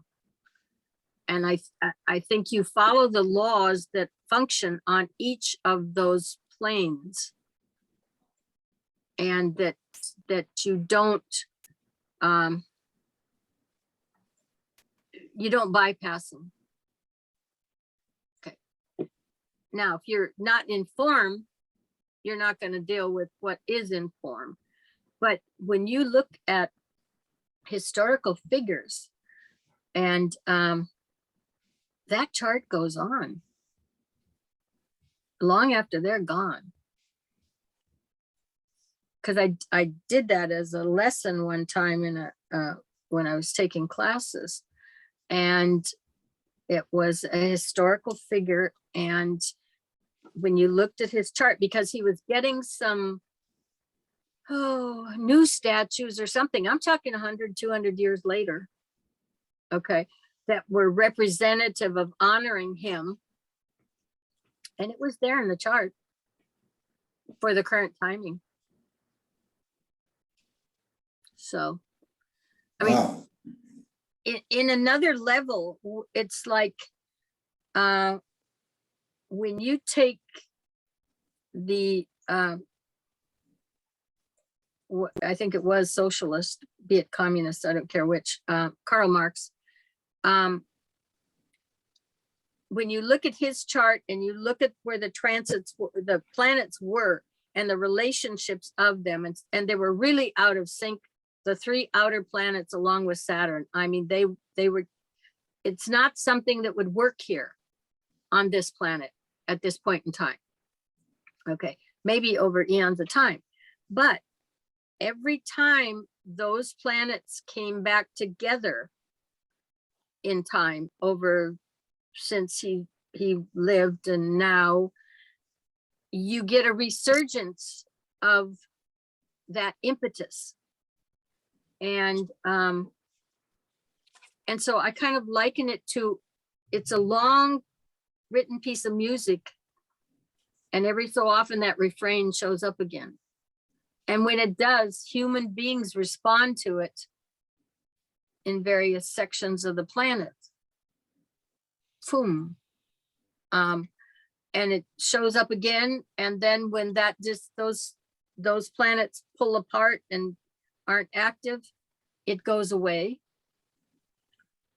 And then it might be another 50 years and it shows up again. I mean, so there's ways of, I mean, this is a long stream of,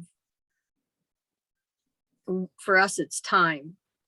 It may not be time for on other dimensions, but that stuff just keeps going back on. And when, yeah, so, I mean, it's amazing. Because there's nothing to stop that chart except the fact that somebody physically isn't informed from our viewpoint. Who knows? You know, there's so much we don't know. But it was just interesting because I looked at that and I thought, oh my. And Well, yeah, I mean, Rumi's teachings, Ramana Maharshi, you can see it with a lot of the teachings, I guess they're here, right? Like they still are having an impact today. sure. On somebody we know at least. Yeah. Yeah. Meaning you. Crazy.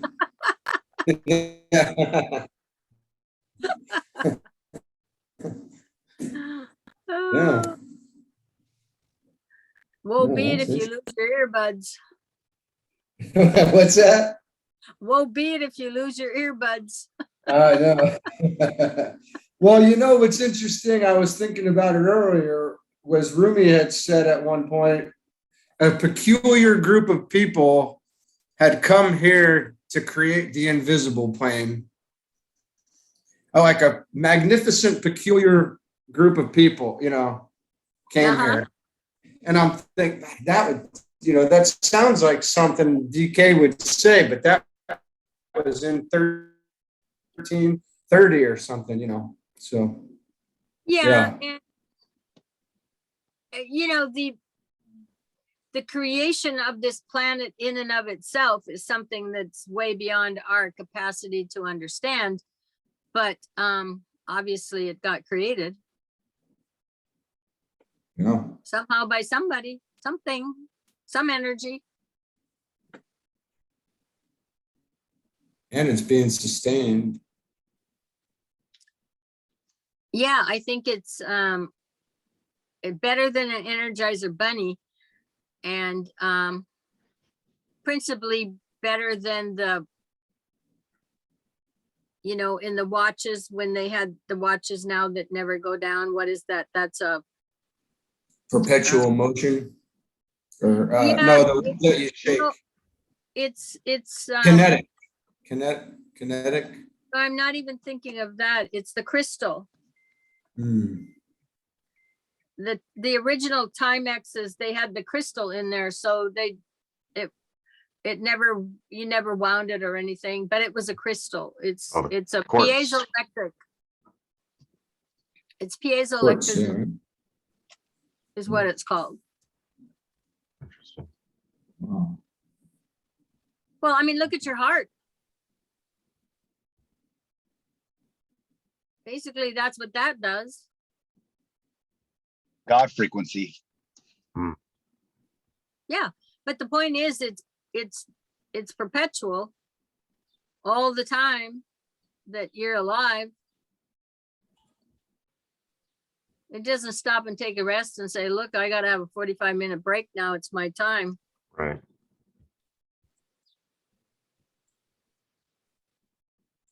So, you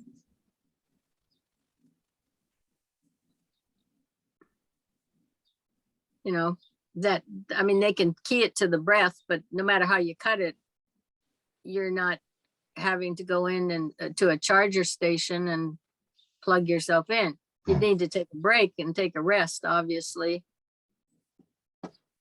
on a 24-hour period usually. But this thing just keeps being charged. I mean, you do have to feed it, give it some water to create the force, but even so, there's something stronger than that which sustains. It's what we consider the first ray energy, but it's that will that's part of that, descriptive of that. It's that will, it's that energy, and it's that same energy that preserves that soul in place, and that has the capacity to preserve all of those vibrations and experiences, that until you can get to that point where you can interact consciously with that soul and get all that information, then it's in you. And that construct, and that's what I'm saying, is that soul was a construct put there because you needed a leg up. You needed help to get to that point, to be able to make that connection up to spiritual man. And if that soul wasn't there, and if it wasn't able to collect those things each time and preserve them and collectively for eons of time, if need be, that's the quality of that first ray, has the ability to do that, then all you would be doing is Sisyphus rolling each lifetime up and down the hill, starting over all the time. But once you've interacted and consciously now have had that exchange with what's in that soul, which is in during the third initiation, at the fourth, you give up the soul. I mean, there's the destruction of the causa body because you don't need it anymore. So it was put there to be, like I said, kind of the leg up while you're having all these experiences, and it takes a long time and a lot of lifetimes, and all that goes in the reservoir until you can get there. Because once you can get there, then you're you're going to go make a connection with that the physical atom on the mental plane. And that's the bottom of the spiritual triad. So you're connected. And then you're on your own, in as much as it's all you and your consciousness. And you, Donnie, had a quote from somebody about how you materialize. I take it that it was the Maya Varupa. Do you remember it? You should mention it. You said that they materialize their form, and then our opticals read it, Right. and give them the form that they've materialized. And Maya Varupa is when somebody who is a master creates a body to come down and function in the lower three realms with, because he'd given up his body at some point. All right. And so you picked that up out of some book somewhere. It's actually in White Magic. I think it's just a little bit further down the road. Is that it? Okay. Yeah. I believe so. Melinda, what do you think? About which part? There's Any a lot. part. Pick the Oh, one you, Dude, I don't even know where to begin. I mean, I don't know. It's a lot, but I mean, I don't know what I think.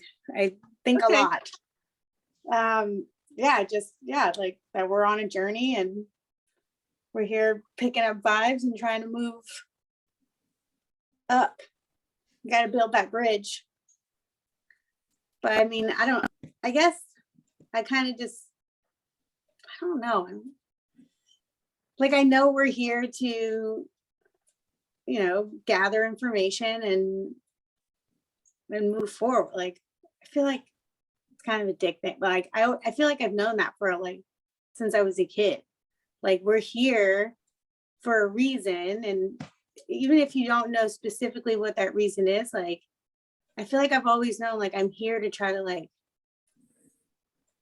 pick up specific information and gather all of that, even if I'm not really sure that I'm doing that or that I'm getting the right information. Like, I still need to like be putting myself out there and trying to like get those experiences, no matter how uncomfortable they are, which most of the time they're extremely uncomfortable, and I freaking hate change. So that's like the big one for me, how everything's like constantly changing, and yeah, just trying to figure all that out. Like, yeah, to me, I'm like, yeah, obviously you're supposed to be like picking up that energy and collecting it inside you and holding it, so that, because that's the only thing you're taking with you when you leave here, bro. Like, but when you move but on. yeah, but understand, you don't even have to work at that in terms of holding it, because they now know, and this thing's Lipton elucidated, is you've got the receptors for all of that on all of those cell membranes, and they now know that there's actually overwrites on the DNA that are occurring. They're just they're there. They're not anything. It's like you have- inscribing itself on you. It what? It's like it's inscribed, like it's, is that the right word? Inscribing itself on you. Like, Yes. Yeah. that's a It part of your, like how, we read light. Right. So it's like becoming a part of that thread. That's, yeah. It's That's fair. so you Yeah. don't have to work too hard at Well, physically having to make sure some none of of us it. like to work hard. But More yeah, stubborn than others. you I can do it. feel like Dottie and I are like, yeah. I just like to Well- make things more difficult than they need to be. Yeah, and just getting this information into your mind, then your mind works on it. Right. Well, You and know. then that was like, I know some people are like, I have to help everyone. It's like, no, like if you just drop little hints here or there, or just lead by example, like be that change that you want to see in the world, like they'll pick it up. You don't have to force feed it to them. Like they'll figure it out. Like you don't have to like go out and like really push it. Like just, if they ask about it, like I've noticed even with myself, even like just yesterday, like just dropping little hints here and there in a conversation about, just like different things that we've talked about, but not like, hey, guess what? But like, just like having a conversation, just like a little sprinkle of like, Sure. like, yeah. And even like yesterday, one of the girls was like, huh. And I was like, yeah. And then I just moved on. Like I didn't elaborate or anything like that. But you could see her go, I never thought of it that way or whatever. And I'm like, yeah. That was it. I don't push any more than that. Yeah, no, and that's the best way to do it, because Yeah. the brain is hungry for this. Yeah. See, the brain, this is what the brain is waiting for. Be it the soul, if you will, and it works through the brain, and it's waiting for that kind of information so that it can start working in this area. Right. But the consciousness needs one part of it so it can go get the matching other part. There always has to be the symmetry. It's the invocation, evocation. So even dropping just those little things, it's going to start something percolating in their own brain. Yeah. Like little breadcrumbs. Yeah, right. Yeah. You don't have to give them the whole loaf. You just, Donnie's got the loaves over there. I'll just start passing out business cards with Donnie's number on it. You want to learn something cool? I know a guy. Right. I would never do that. Keep you all to myself, and you and you and you and you. It's a hard lesson. Hey, but you know, what did Jesus say? Feed my sheep. What do you say? Feed my sheep. I thought that's what you said. Feed my sheep. Yep. All right. I actually just wrote down feed your heart. It's pretty funny. Mm-hmm. That's funny. I haven't heard much out of Bull today. Oh, that's because I was on mute. No. I just, as I listen to all the conversations and everything else that we've gone over today, I think back to like Superman, how he had like the Cave of Solitude and all the crystals with all the history of everything, you know, on there.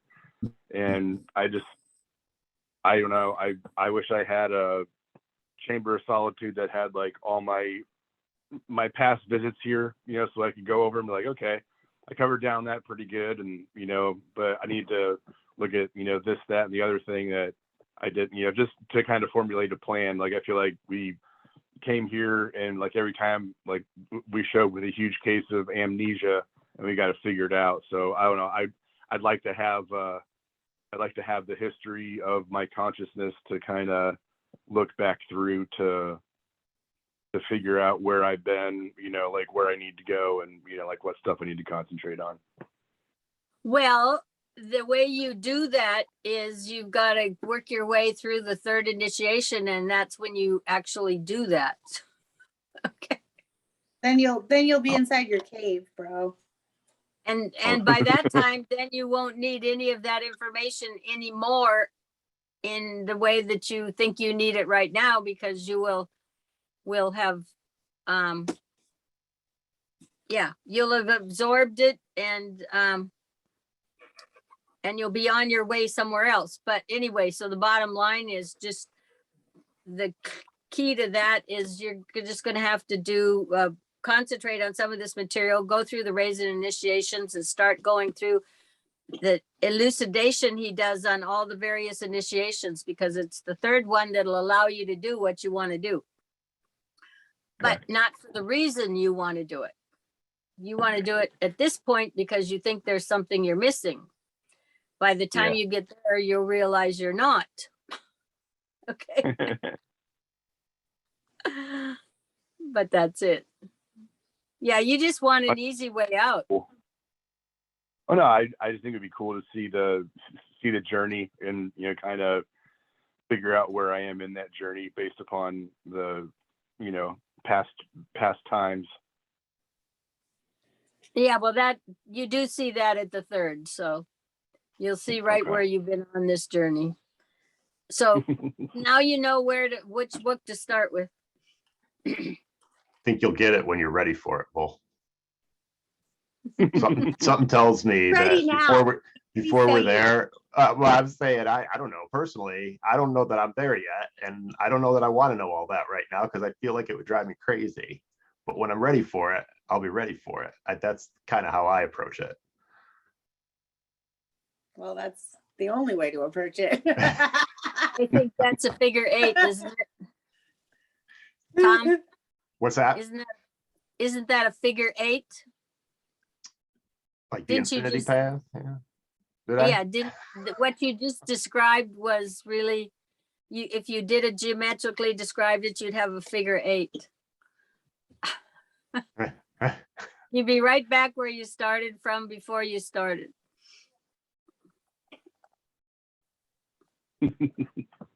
So you just have to do the work. Yep.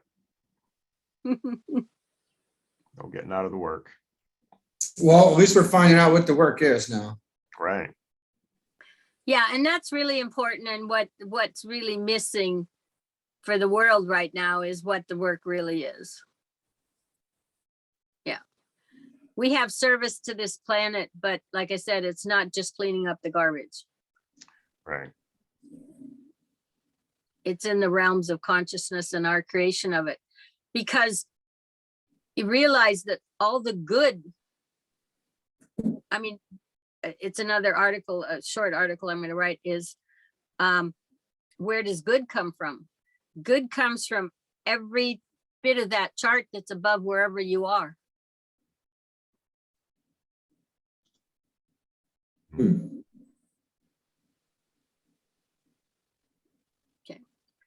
You're not supposed to backtrack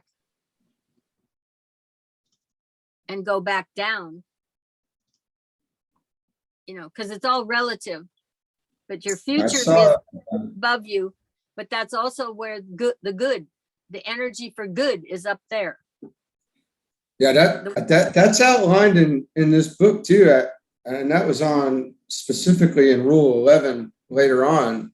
It gets really deep into this work on changing our own thought forms and working on building thought forms, and then how to respond to others' corrupted thought forms with basically infusing them with love that we've, you know, with love,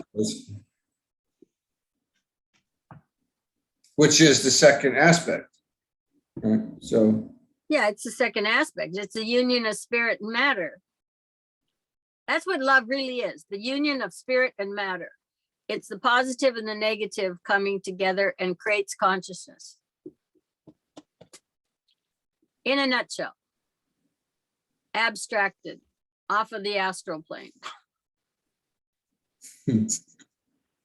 Yeah. And that's why the Buddhic plane is the plane of pure reason, which isn't it, and it's considered an emotional plane. It's a second ray plane, but it's pure reason. So I mean, first of all, you got the astral plane 6, because the 246 line is the consciousness line. So you got the astral plane, which you got every emotional thing imaginable in there that's being tried and experimented and imagined and so on and so forth. No limitations whatsoever because it's unprincipled matter. Okay. So, you know, you get lots of crap going on there. Then you go through a mental level again. The 1, 3, 5, 7 are more the mental realms, and the 2, 4, 6 is the emotional. So you get up to the Buddhic plane and it's pure reason. Well, I mean, wouldn't you have thought reason was on the mental plane? But now we got pure reason. I mean, it's so what I'm saying is our concept of love is all astral at this point. That's where we form our opinions and attitudes about it. But it's a whole different thing. But if you really abstract it, it's the union of spirit and matter. It's the positive and the negative coming together, and it creates that consciousness all the way up there. And that is actually very descriptive of love. Okay. So it's, you know, it throws some curves at us that we're used to thinking in other terms, but when you start moving on up, you get something else. So amazing. It is. Franco, I'd like to hear your articulate brain thoughts. You know, it's just another tool in the toolbox, right? Just I like listening to everyone else's perceptions. I mean, it seems like we're all in line with going the same direction. So that's kind of cool to be a part of a group that's going the same direction. You know, I sit here and I try to figure out an easier way to break it down. So if I can understand it from your language, I can convey that to my children, who I think are very much in tune with their mystical side, the side that nobody teaches them about, or the side that we weren't even really taught about, except that only it came in the form of Christ. And then you find out that you are Christ-like. And,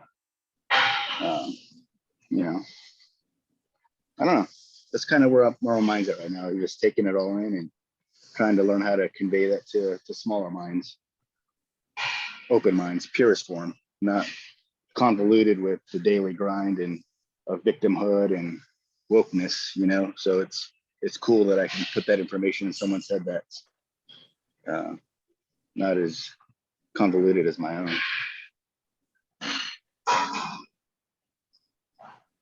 And you know, all these books are online, so you can always download them. I've just bought them all so I can have them in my own collection, and one day my legacy of grandchildren, hopefully I'll have those one day. We'll see them and want to pick it up, you know, because I don't know if the internet will be there when later on. So I just kind of bought my own on eBay, pretty cheap. Yeah, good. It takes a little while to be able to figure out how to communicate the material, but it, because like I said, a lot of the terms are Eastern, and rightfully so, because that's who was collecting all this information for a lot longer than we in the West have been. I mean, look at, we got a country that's only 200 years old. You got some countries in the East that have a few thousand under their belt. And then that's the other thing, right? You're talking about countries, and you figure out what is a country, you know, like the Native Americans of this land have always said, you don't own the land. No one owns the land. The creator owns the land, you know? And so it becomes that whole, where do we draw lines at? How do we get to this point?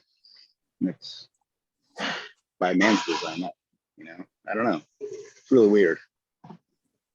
Yeah, and we come out depending upon where we were born. There, I mean, there's collective information and culture and so on and so forth in different sections of the planet also. So, you know, there's a lot to that one that we haven't gotten through to, but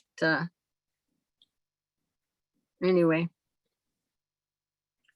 May I throw some positive news out? Well, it's all positive, I guess.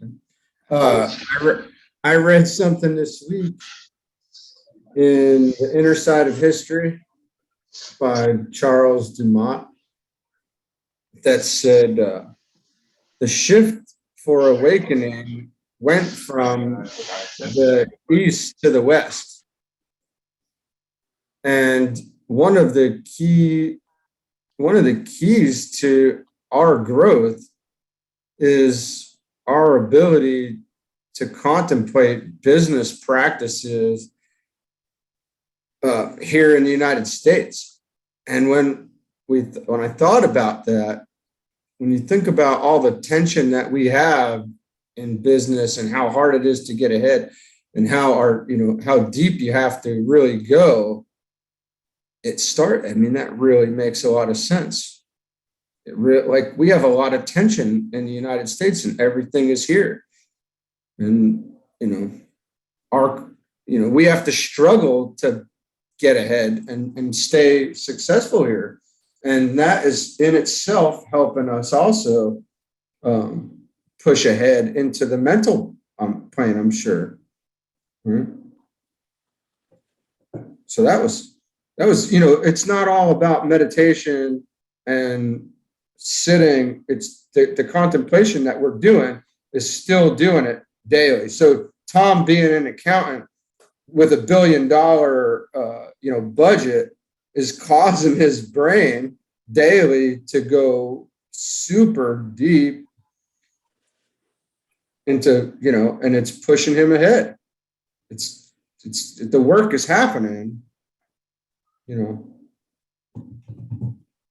You haven't read that little section? It's got to be in the beginning of one of these books where he says anybody like who does a business or something, or he had other descriptions of things too, is just as doing the development as somebody who's pursuing that initiatory path. In other words, Yeah. Bull and his crazy futures projects, and it's unbelievable. We have another friend, Kevin Carpenter, who almost everybody knows. They're doing top, pushing the limits on technology, basically. So really, just awesome.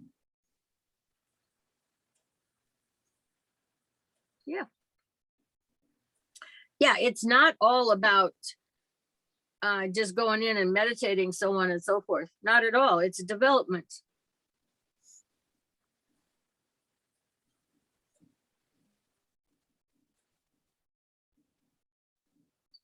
Just another perspective, for somebody who thinks potentially that, meditation is the only way, or it's just good news as far as I'm concerned. It's another way to look at the people around us too, going, hey, they're doing the work. They just really don't realize it, Oh, absolutely. Like for me, like I pray for my meditation, but even in prayer, it becomes almost like a background hum or another frequency, which technically it is a frequency. If I catch my mind wandering, I force it to wander on something that I want to manifest. And then within a day or two, or sometimes even within a week, I get my symbol, I get my sign as my answer that I was looking for during my meditation. So, I mean, you're always producing something inside yourself while you're doing it, like come with numbers or people pushing technology. You're never really focused on that number itself. And if you are, your mind is subconsciously wandering anyways. So that's the time you want to really manifest something and say, hey, universe or creator, this is what I'm telling you right now. And this is what I'm looking for. You're not asking it, you're telling it, right? Well, and that's a lot of the invocation, evocation process, right, Carla? Right. Yeah, that'll be the new science that he talks about for this upcoming age. That's why when I'm saying when you read some of this material and your brain gets it, then it goes out and gets the counterpart or more information related to it and draws it back to you. You don't have to do anything at that part. You just do your invoking. It evokes more material.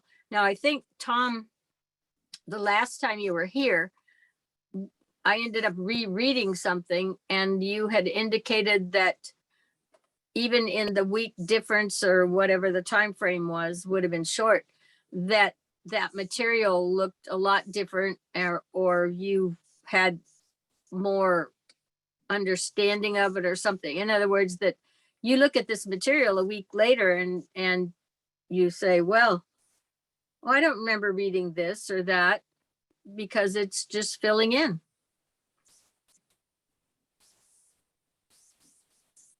Yeah, I think it was, it's just like you can perceive it differently if there's timing in between when you read it and how it kind of like interacts with what you might have going on any particular day. I think that's kind of what I was getting at before.